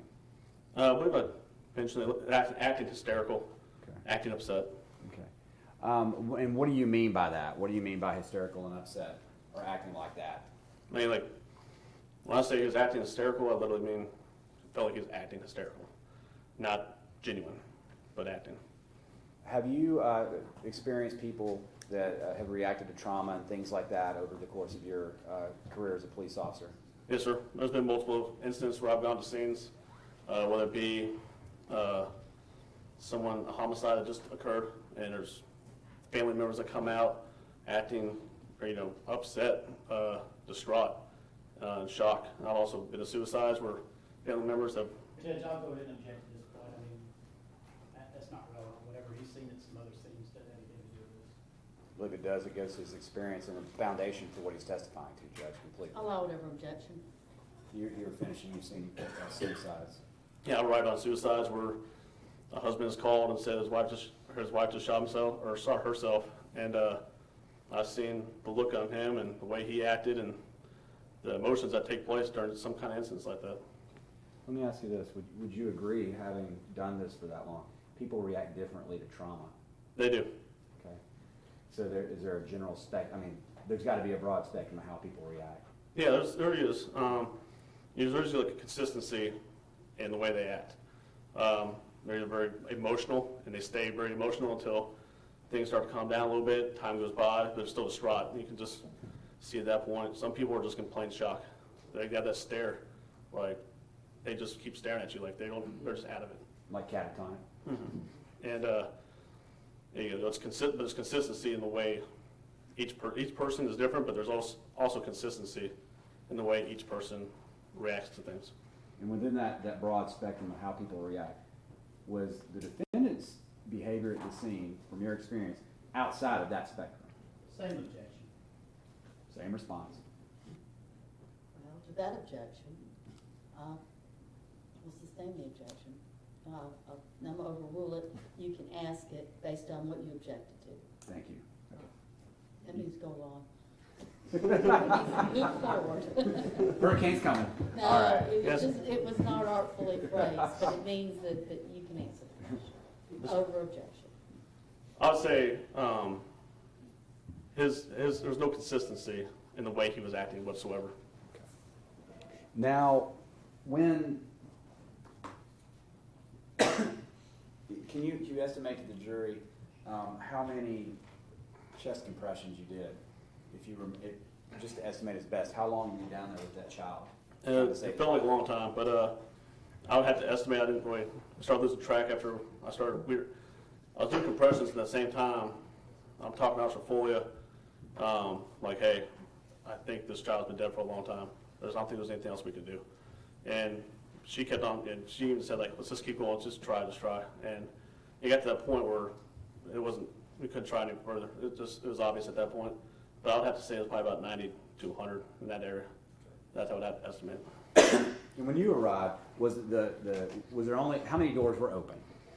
I believe it was just the driver's side door. Okay. Did you ever close any doors or anything? No, I went immediately to the ground with the child. At this point, did you wait for EMTs or EMS to arrive? At the time, we decided to stop the compressions. We decided that it was best just to stop. And I remember at that time, I didn't want to leave the kid on the asphalt. I even discussed with Officer Foley, like, hey, what if we put him in my car? And she reminded me, hey, this is a crime scene, you can't. And so at the time, I'm trying to figure out what to do with the child, because I don't want to leave the child on the asphalt. The way that Cooper looked. So at this time, I'm thinking I'm going to take my uniform off and just drape it over the child. That way, at least there's some kind of cover-up, so not because everyone is still looking what's going on and everything like that. So at this time, I could hear, we later identified as Ross Harris, kind of making a weird scream behind me. Caught my attention to the right. That's when Officer Floyd actually got up and walked over to Officer Piper, who arrived about 2 minutes later. Okay. And when Officer Piper, did you hear her conversation with the defendant at that point while you were at the scene, or is that something that your attention was turned to a little bit later? Yeah, a little bit later, and I could hear while I was on the ground. I was still kneeling over the child, trying to figure out what to do with the child, and I could hear Officer Piper saying, "Hey, I need to talk to you. You got the phone," something on the lines of that. And what, if anything, did you hear? How did you hear the defendant respond? Next thing I couldn't really hear exactly what he said after Officer Piper asked what had happened, or to hang up the phone and talk to her, but next thing I heard was him cursing at Officer Foley. Okay. When Officer Foley stepped up and said he needed to hang up the phone and talk to her. Okay. Do you remember exactly what he said? Yeah, he said, shut the fuck up. And do you remember if he's followed up with anything after that? Yeah, at that point, I had to leave the child on the ground, and because when I looked over, at that point I looked to my right, and I can actually see Ross Harris looking down at Lindsay, or Officer Foley, looking down at her and saying, "Shut the fuck up." At that point, I felt that there was maybe a threat was at that location, so their safety. So I get up and I told him to watch his fucking mouth, screamed at him. He turned and looked at me and brought his attention towards me and said, "Fuck you." And now, when he said that, did he say that as loud as he said that stuff to Folia, or have you reviewed the patrol car audio? Yeah. Could you hear that part on it? I didn't hear that part. I remember it clearly because he looked right in my eyes and said, "Fuck you," as he was turning and looking towards me when I was walking up towards him. At that point, I told Officer Piper and Lindsay, I said 10-15, which means detain him. Because at that point, it's best for his safety and ours that he's being detained. Okay. And did you assist handcuffing him? I did. They both, right when he started saying that, I didn't even have to say it. They were already grabbing his wrist to go ahead and put handcuffs on him. And after that happened, did you stay with the child? Yeah, I walked back towards the child, and because I saw that they had him under control at that point, and EMS was arriving. Oh, the first EMS was arriving, the fire department. And when they arrived, did you help in any way as far as with EMS or lead them toward the child or anything like that? Yeah, I advised them where the child was located. Right there, so they already knew, and I pretty much on their way over there. I'm like, hey, I don't think there's anything you guys are going to be able to do. And at that point, I began to set up the crime scene tape and securing the area and try to keep witnesses around. At that point, when they showed up, I guess right after the defendant was detained, did they bring a sheet to put out over the child? They did. They brought a sheet to put over the child. I actually got some people back. I actually went over to Cinco's immediately because I could actually see people up in the balcony. And so I know the manager there, we work with him, with incidents and stuff like that. And I asked him if he could keep that closed down, just temporarily, just out of respect for the child. Could you notice anything about the child's clothing or body or anything as far as sweat or anything like that? At the time, his hair was matted down. While I was on the ground, I was so fixated on trying to revive the child. I don't really remember the clothes that well, but I do remember his skin was very pale, and it was really pale.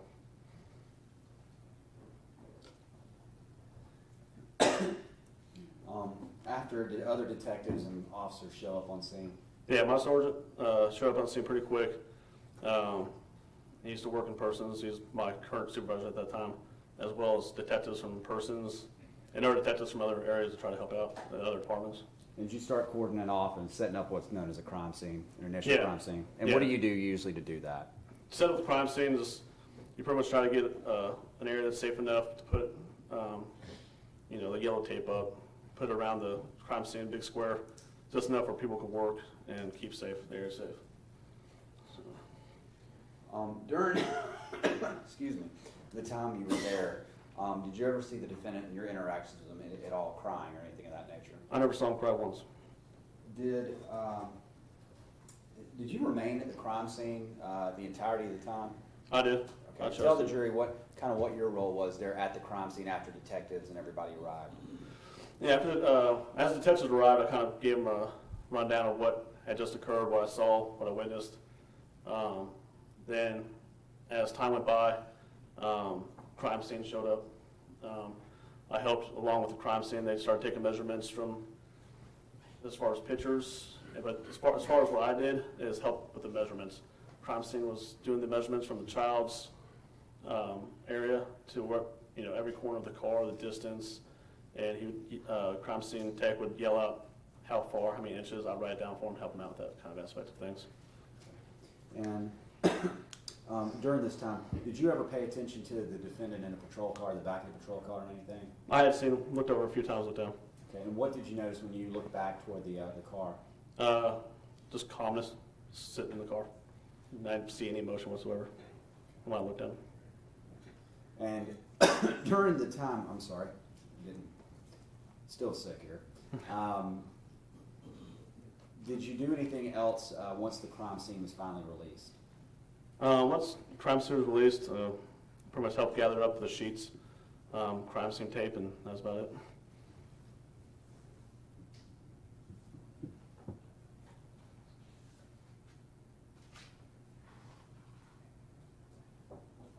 That's all I have. Thank you, sir. Yes, sir.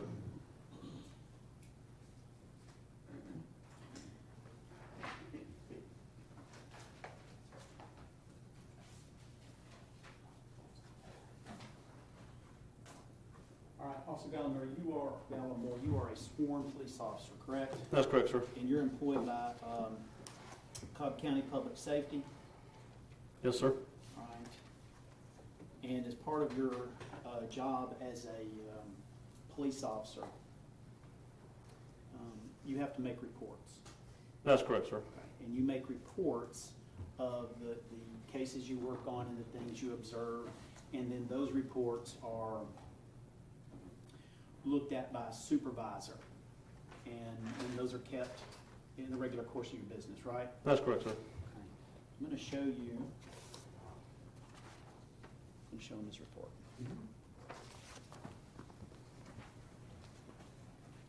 Should you take a look at that, please, and see if you recognize that. Yes, sir. That's the report that I wrote on this incident. Okay. What I've handed you is your report, and you wrote this on June the 19th, 2014? Yes, ma'am. Yes. I believe so, yeah. That's correct. It should be whatever date's submitted on and report up on top. I didn't see that part. Okay. I'm going to move this as Defense Exhibit 3. For what purpose, Judge? I don't know if it's refreshing recollection, prior consistent statement. No. My objection is no foundation or relevance at this point. Well, if his objection is no foundation, he's just identified it as his report, so that's the foundation.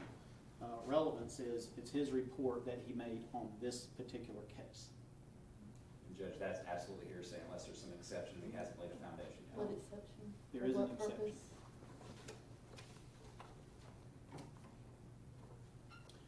24-8-8038. It's the public records and reports exception. This is a matter observed pursuant to a duty imposed by law. He's a public officer. There's a very specific, in the new evidence code, very specific code section. This is an exception. Judge, this is absolutely not what that code section talks about. I know. Hearsay without exception, sustain the objection. No defendant's exception to the court's ruling. Since we're at the end of the day, Judge, I would just ask to make my proper then at the end of the day after everybody's gone. If that's okay with you. We've done it. Okay. All right. I'll make that your report. You Yes, can sir. just go through it then.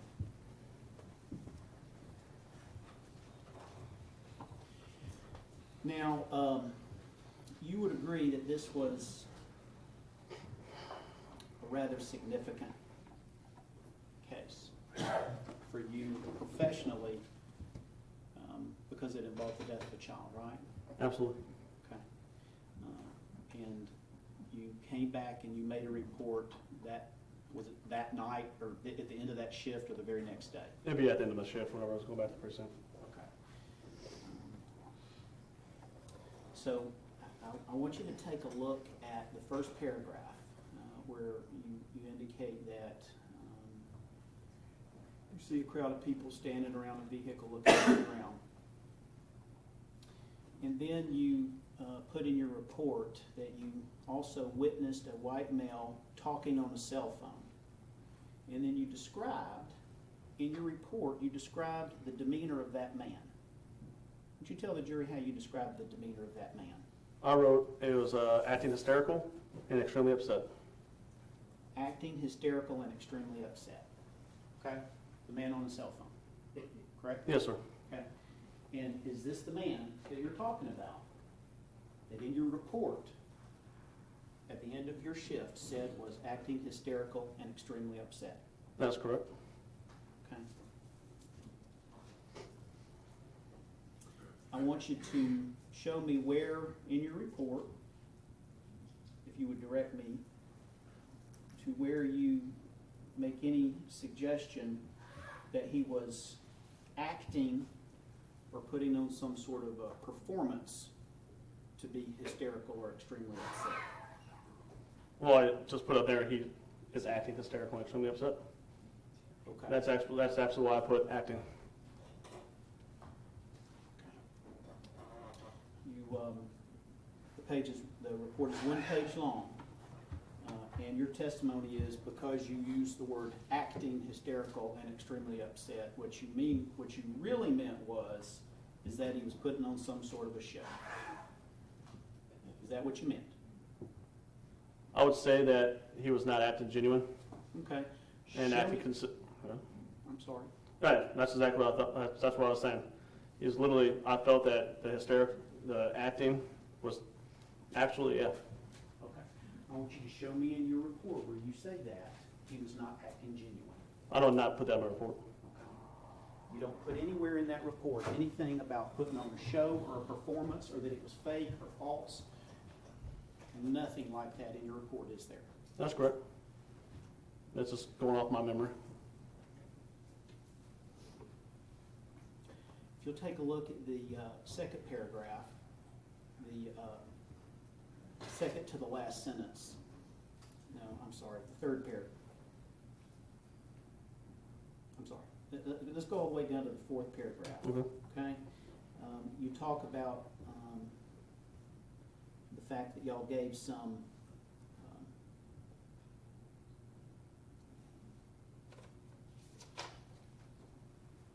I'm sorry, it's actually the third paragraph. Okay. It's the third paragraph. You're given some specifics in here, and you're talking about some very detailed things. You're describing his tongue as being swollen. You're given some very details. You said after conducting approximately 90 to 100 compressions. You were given a lot of detail in your report. Is that fair to say? I was describing the scene in pretty much detail right there. Okay, so you went back after the shift, and these are some of the details that stuck out to you, the things that were important enough for you to put in your report. You described how it looked, and you described how many compressions you gave. It's fair to say? That's fair to say. All right, look at the next paragraph.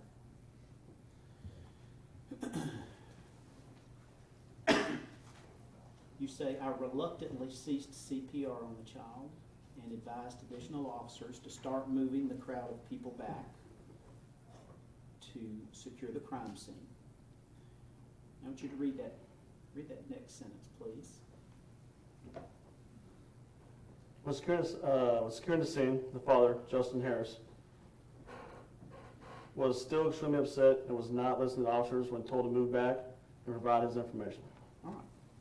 So at the end of your shift, you drafted your report of those details that you thought were important. You said that when securing the scene, Ross Harris, the father, was still extremely upset. He was not listening to officers when told to move back and provide information. And you wrote that because that's what you observed and that's what happened on the scene. Isn't that true? That's correct.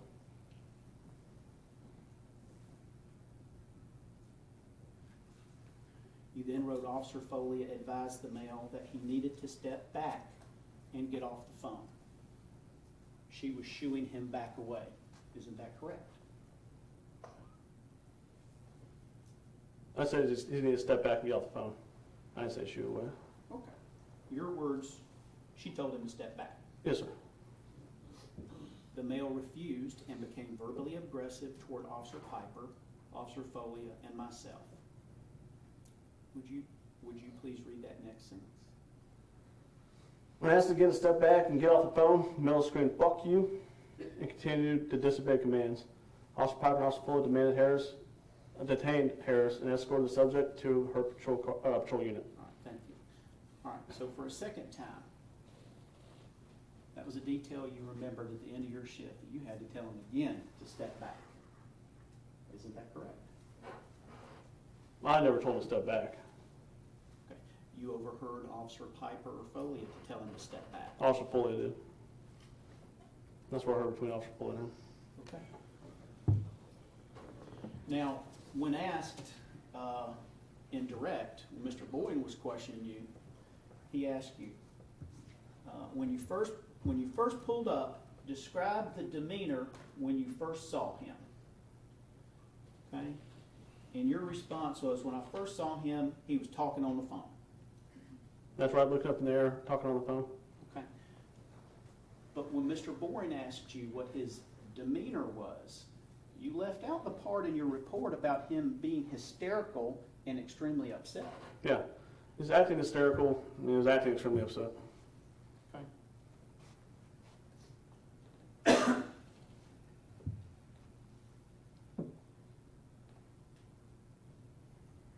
And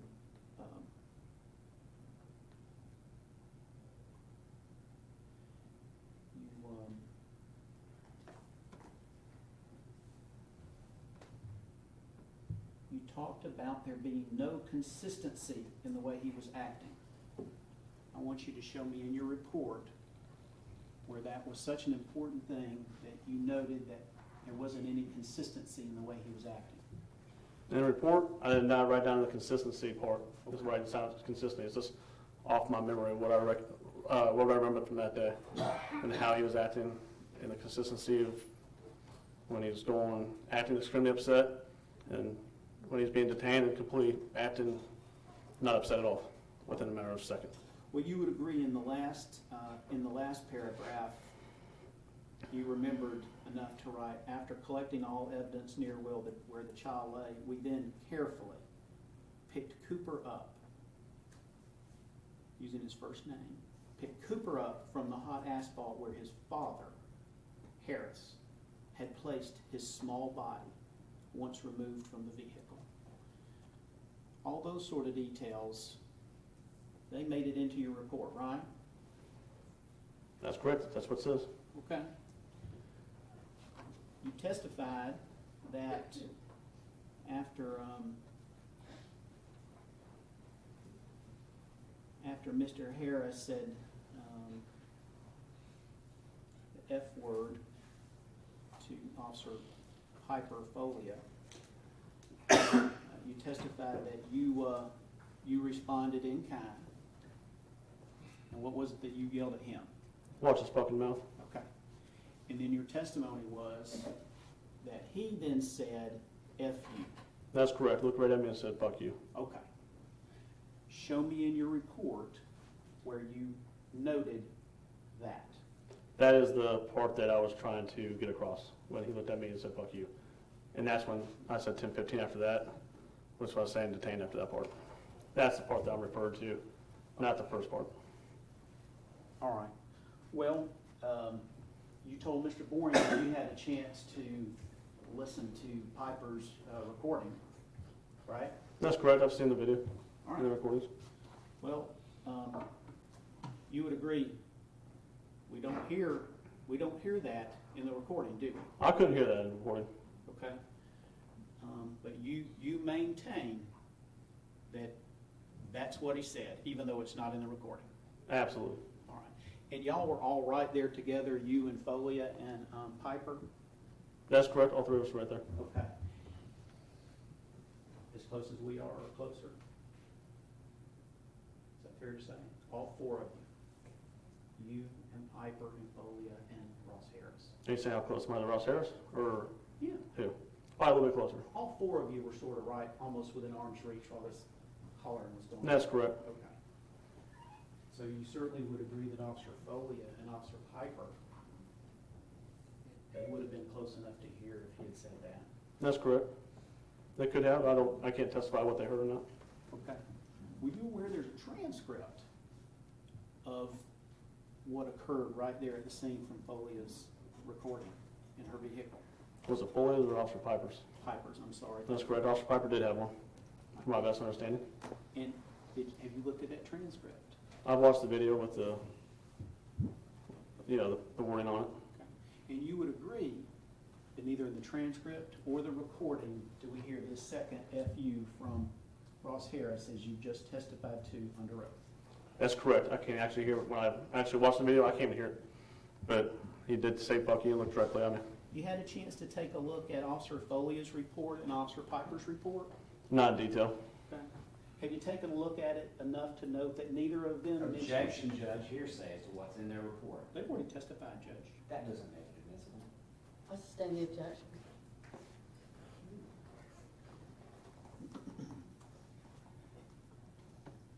All right.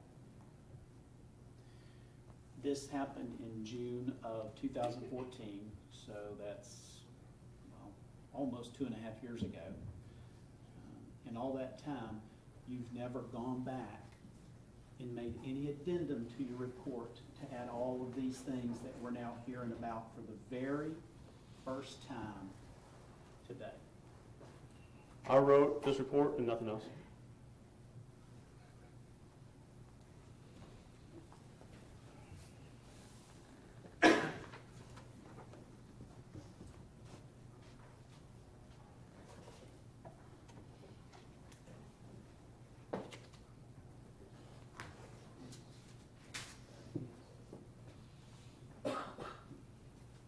If I could have just a moment, Judge.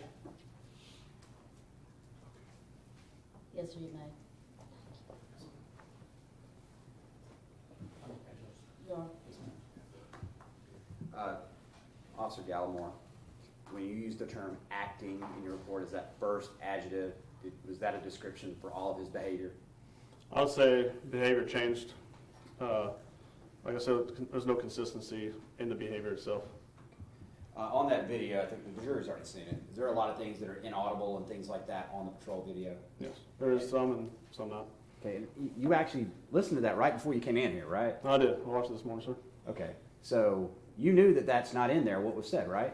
That's correct. I already knew that. So would you have any reason just to make that up? No, I don't. Okay. And let me ask you this. You were the person sitting on the ground trying to save that child. Yes. There's been a lot of insinuations and things like that through cross-examination. Are you in here lying to this jury I am not lying at all. Objection. Sustained. The things that you testified today to, are those things the truth? They're the truth. Yes. Judge, you know, I'm going to object to that. Objection. Judge, my response is, it's based on the cross-examination where he's trying to call him a liar and not saying it. I'm going to object to that too, Judge, and I believe maybe something from the court might be appropriate at that point as well.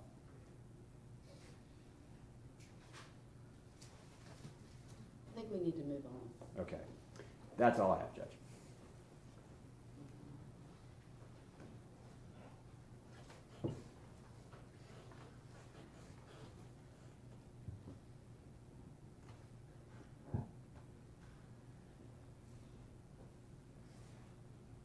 I don't have any further questions. You're excused. Thank you. Yes, sir.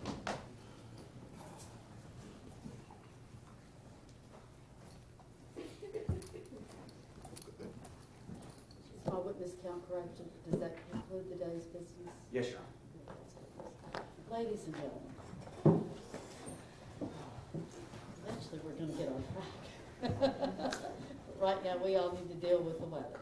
And it's important that we deal with the weather and be safe so we can come back on Monday, 8:50, and we'll resume the trial. Now, leave your notepads in your jury room. They'll be locked and secure till you return to us.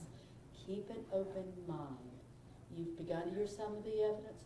You haven't heard all the evidence, argument, or law. You're in no position whatsoever to be forming any conclusions about anything. Sort of kind of lock yourself where you are right now. Give yourself a bit of a break from this. Because I expect you're like me, you got to figure out where to put a grill and where how to drag this furniture in and all kinds of things I've never had to do. But y'all had to do it and you know what to do. So y'all go home and y'all deal with the weather.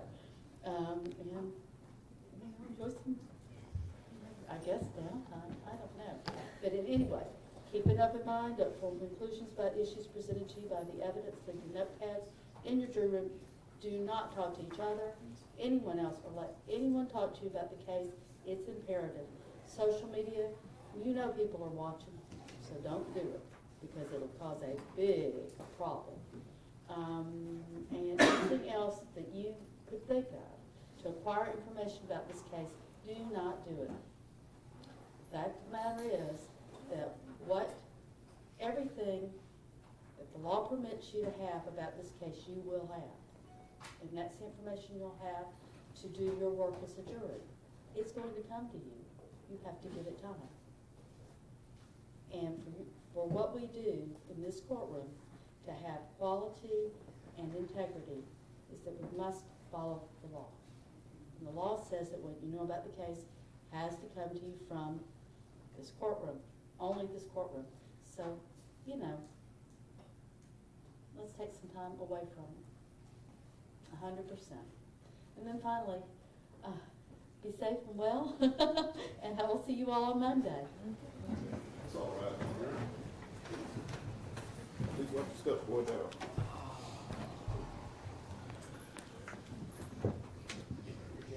Told you.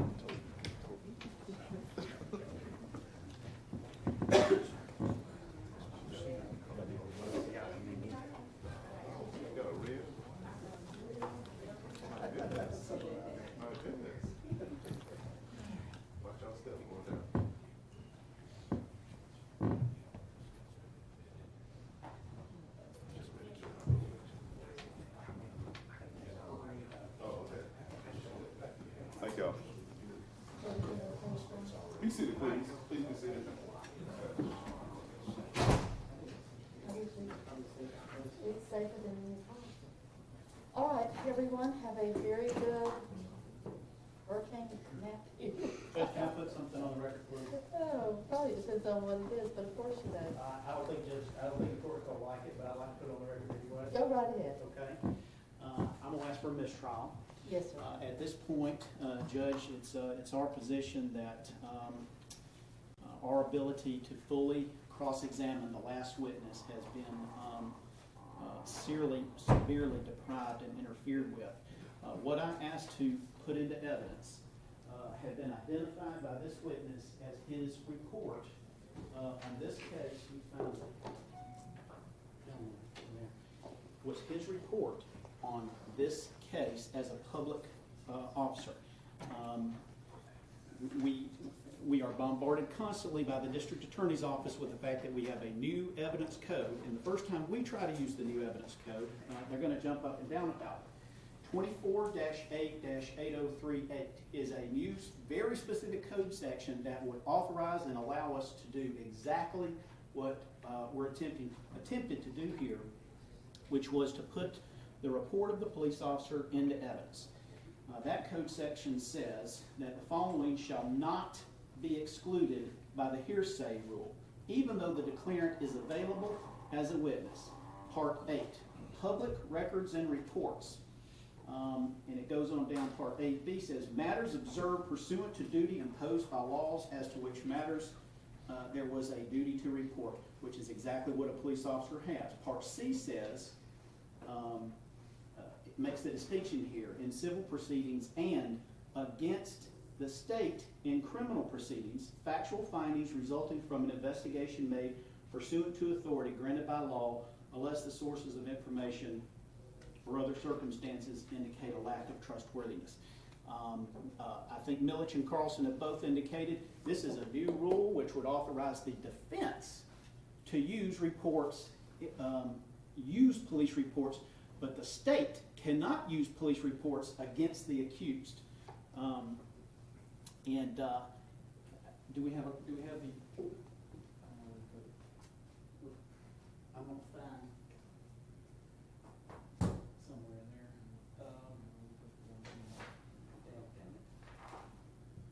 I can't find my the original one that I had marked. I had one marked as evidence, so I'm gonna have to look for that. But Well, you can supplement the record okay, later. the problem is, Judge, that this would authorize me to use this not only as impeaching for purposes of impeachment, but as substantive evidence as well, because it is an exception to the hearsay rule.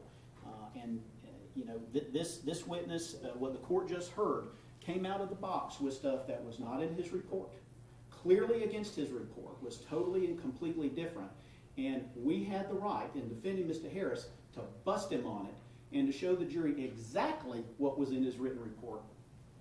And because of that, it's our position that our right to a thorough and sifting cross-examination has been abridged. So I'm going to ask for a mistrial. What says the state? The state says that the defense completely ignored the second phrase in subsection B. However, against the accused in a criminal proceeding, matters observed by police officers and other law enforcement personnel in connection with an investigation, or it specifically excludes that. And then I'll cite to you, Your Honor, United States versus, Garces versus United States, AG, 611 Federal 3rd 1337, 11th Circuit, 2010. In criminal prosecutions, 803-8B does not generally allow for the admission of police reports. Courts have opined that the law enforcement exception in Rule 803-8B is based in part on